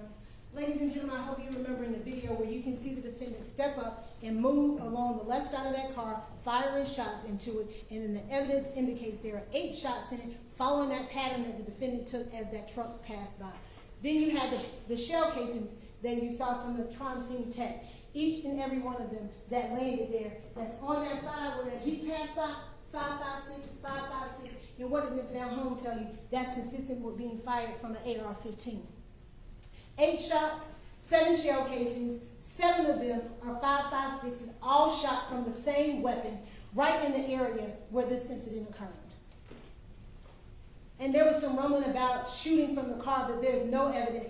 Mr. Regas talked about humidity and all of that stuff, but there's no evidence of that. The only evidence is that this defendant walked up to that car and fired off 8 rounds into that car and then caused the death of Secoriea Turner. And we talked about the man in the black walking down the yellow, well, all the way to the barricade. He's furthest away. So we know, that's a safe theory, that that is not the bullet that went into the back of the car and killed Secoriea. The next guy that's in all black, he's walking along the yellow line, and what's found where he is, a .38 projectile. And then there's none at that back barricade, so we know nobody back there was shooting. We know the only person that was shooting, where these muzzle shots are coming out, is the defendant with his light pants on and his dark shirt and that muzzle flash coming out of his gun, while these three people stand back here doing nothing. The scientific evidence, the way that it goes through the back trunk, through the back of the seat, through the outside of the seat, into Secoriea. And like I said, they failed to mention that, so I'm not going to waste my time on it because they know it was foolish too.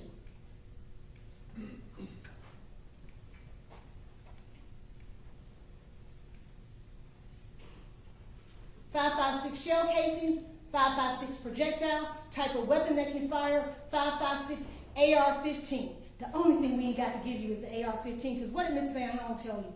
I can look at it and I can test against the weapon and I can determine that whether or not it is a metal weapon or I can eliminate it. If I had it for you, I would give it to you, but I don't. The medical examiner. And I know it was hard looking at these pictures, ladies and gentlemen. I've been doing this a long time, and it's difficult each and every time, because nobody should have to look at a baby laid out on the table with a gaping bullet wound in the back of her. But the only person that is responsible for causing that wound back there sits right there. That's on him. Went through her body with so much pressure and so much force, it starts to break apart. We have everything but that gun to be able to tell you this is exactly the gun that did it, because we know all of those 5.56 shell casings came from the exact same weapon. Don't believe me, don't believe the videos, don't believe the physical evidence, don't believe the science if you don't want to, ladies. Just believe him. My grandmother always told me, when somebody tell you who they are, believe them. When they show you who they are, believe them. And this defendant has shown us who he is and what he is capable of over and over again. Cobb County with his red bandana, his gang tattoos, his gang language, burn it down. ARs everywhere, every photograph you got with his AR. Pointing it at people, terrorizing people, allowing a community to be locked down because he decided, I'm claiming this as my gang territory. And when he shoots that baby, where he go? Over on edge with his AR-15, still dangling between his legs. But when he shows up to say, oh, that's me, what's conveniently gone? One of those distinctive markers, those twists. He's trying to change, he's trying to hide. But ladies and gentlemen, y'all tell him he cannot hide. He is no longer in the shadows. You see him clearly as who he is. He may sit over there with a suit on, with his hair cut, looking nice, but that's not who he is. He is a killer. We saw that in his video at the jail. August 5th, 2025. Just days before this started. This is what he's doing. What is his words? I empower. Don't play with him. Yo.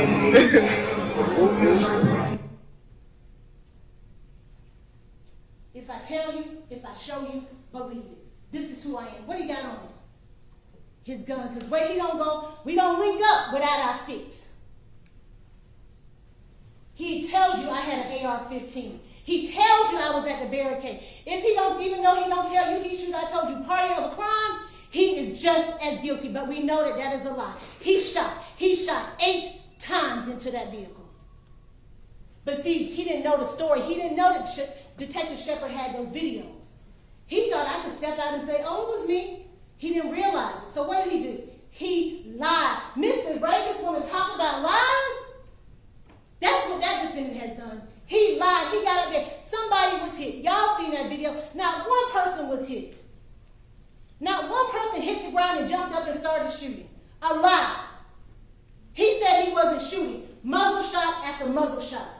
He lied to his attorney because Jackie Patterson only repeated what the defendant told him because he wasn't out there. He hadn't seen no videos. He's a liar and a killer. That's what his autobiography tells you. And what does he say?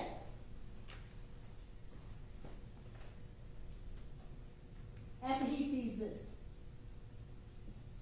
I'm going down the road, I ain't shooting. I ain't even have a gun. Lies. What did he say when they posted the bolo on McKinney? I was out there, bro. Bro ain't even shooting. He's talking about McKinney. Every man out there was shooting at the car. He the only end that walked to the store. It happened at the burnt down Wendy's. Everybody was shooting but McKinney. That included him. He told y'all he was shooting because everybody out there was shooting. But he's the one that shot and killed Secoriea Turner. Every piece of evidence the state has brought points to this defendant's guilt. The law, the eyewitnesses, the physical evidence, the scientific evidence, the defendant's own actions, and ladies and gentlemen, I implore you to use your common sense, and when you use your common sense, it leads to no other road than the defendant's guilt. Now, we've talked about him for days now. This case is about Secoriea Turner, 8 years old, just riding in the backseat of the car with her mom, coming from celebrating the 4th of July, having fun with her family, her friends, playing with her cousins, watching fireworks for the night. She was having so much fun. What did her mom tell you? She didn't want it to end. I want to go hang out with my cousins. And her mom was trying to make that happen as they headed down University. Nobody knew that day that that was going to be the last time that Charmaine got to go to the nail shop with her baby. That was going to be the last time that Secoriea got to go to a barbecue and a cookout with her grandmother and her cousins. That was going to be the last time that she got to play with fireworks. That was going to be the last time she got to call to play with TikTok, because we know that's what she liked to do, make her TikTok videos. And that's what she was doing back then. And nobody knew it was going to be the last time that she got to call out her mother's name.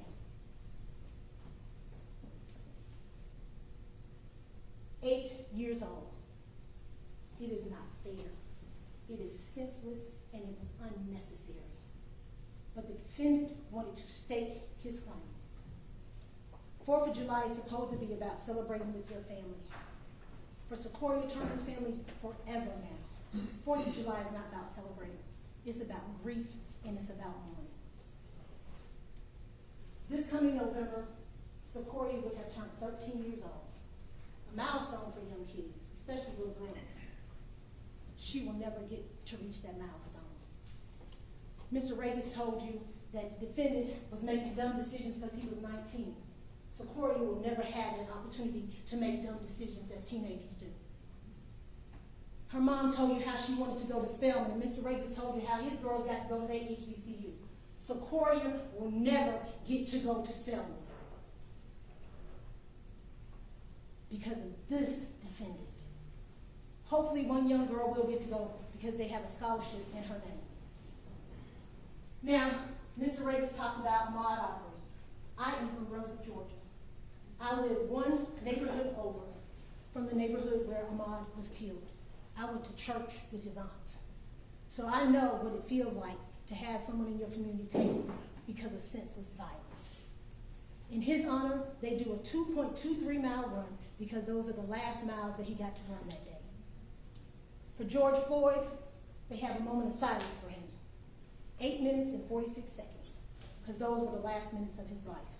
At some point, hopefully, not just a scholarship, but maybe 8 minutes of silence for Secoriea for the 8 years of her life, or the 8 bullets that flew into that car and took her life. That's what we can do for her in the future. But today is a day that you can give this family the justice that they finally deserve. Mr. Regis talks about 9 days of rush to judgment and rush to judgment. I tell you, ladies and gentlemen, it has been a slow crawl to justice for Secoriea and her family. They have waited 5 long years, 1 month and 22 days. I ask that you don't make them wait 1 more day, 1 more hour, 1 more minute. Tell this defendant what he already knew when he stood up at that press conference. He is guilty, guilty, guilty of each and every charge on that indictment. Thank you. Okay, members of the jury. My instruction to you is going to take about 45 minutes. Would you like to eat before you put the instructions? Okay. We ordered food for you, so you can just go to the back and have that. Just make sure that you don't discuss the case amongst yourselves. Don't do any research. Don't look at your phones. Don't talk about the closing arguments. Just eat lunch, and then we'll come back and have the judge. All right, so the jury.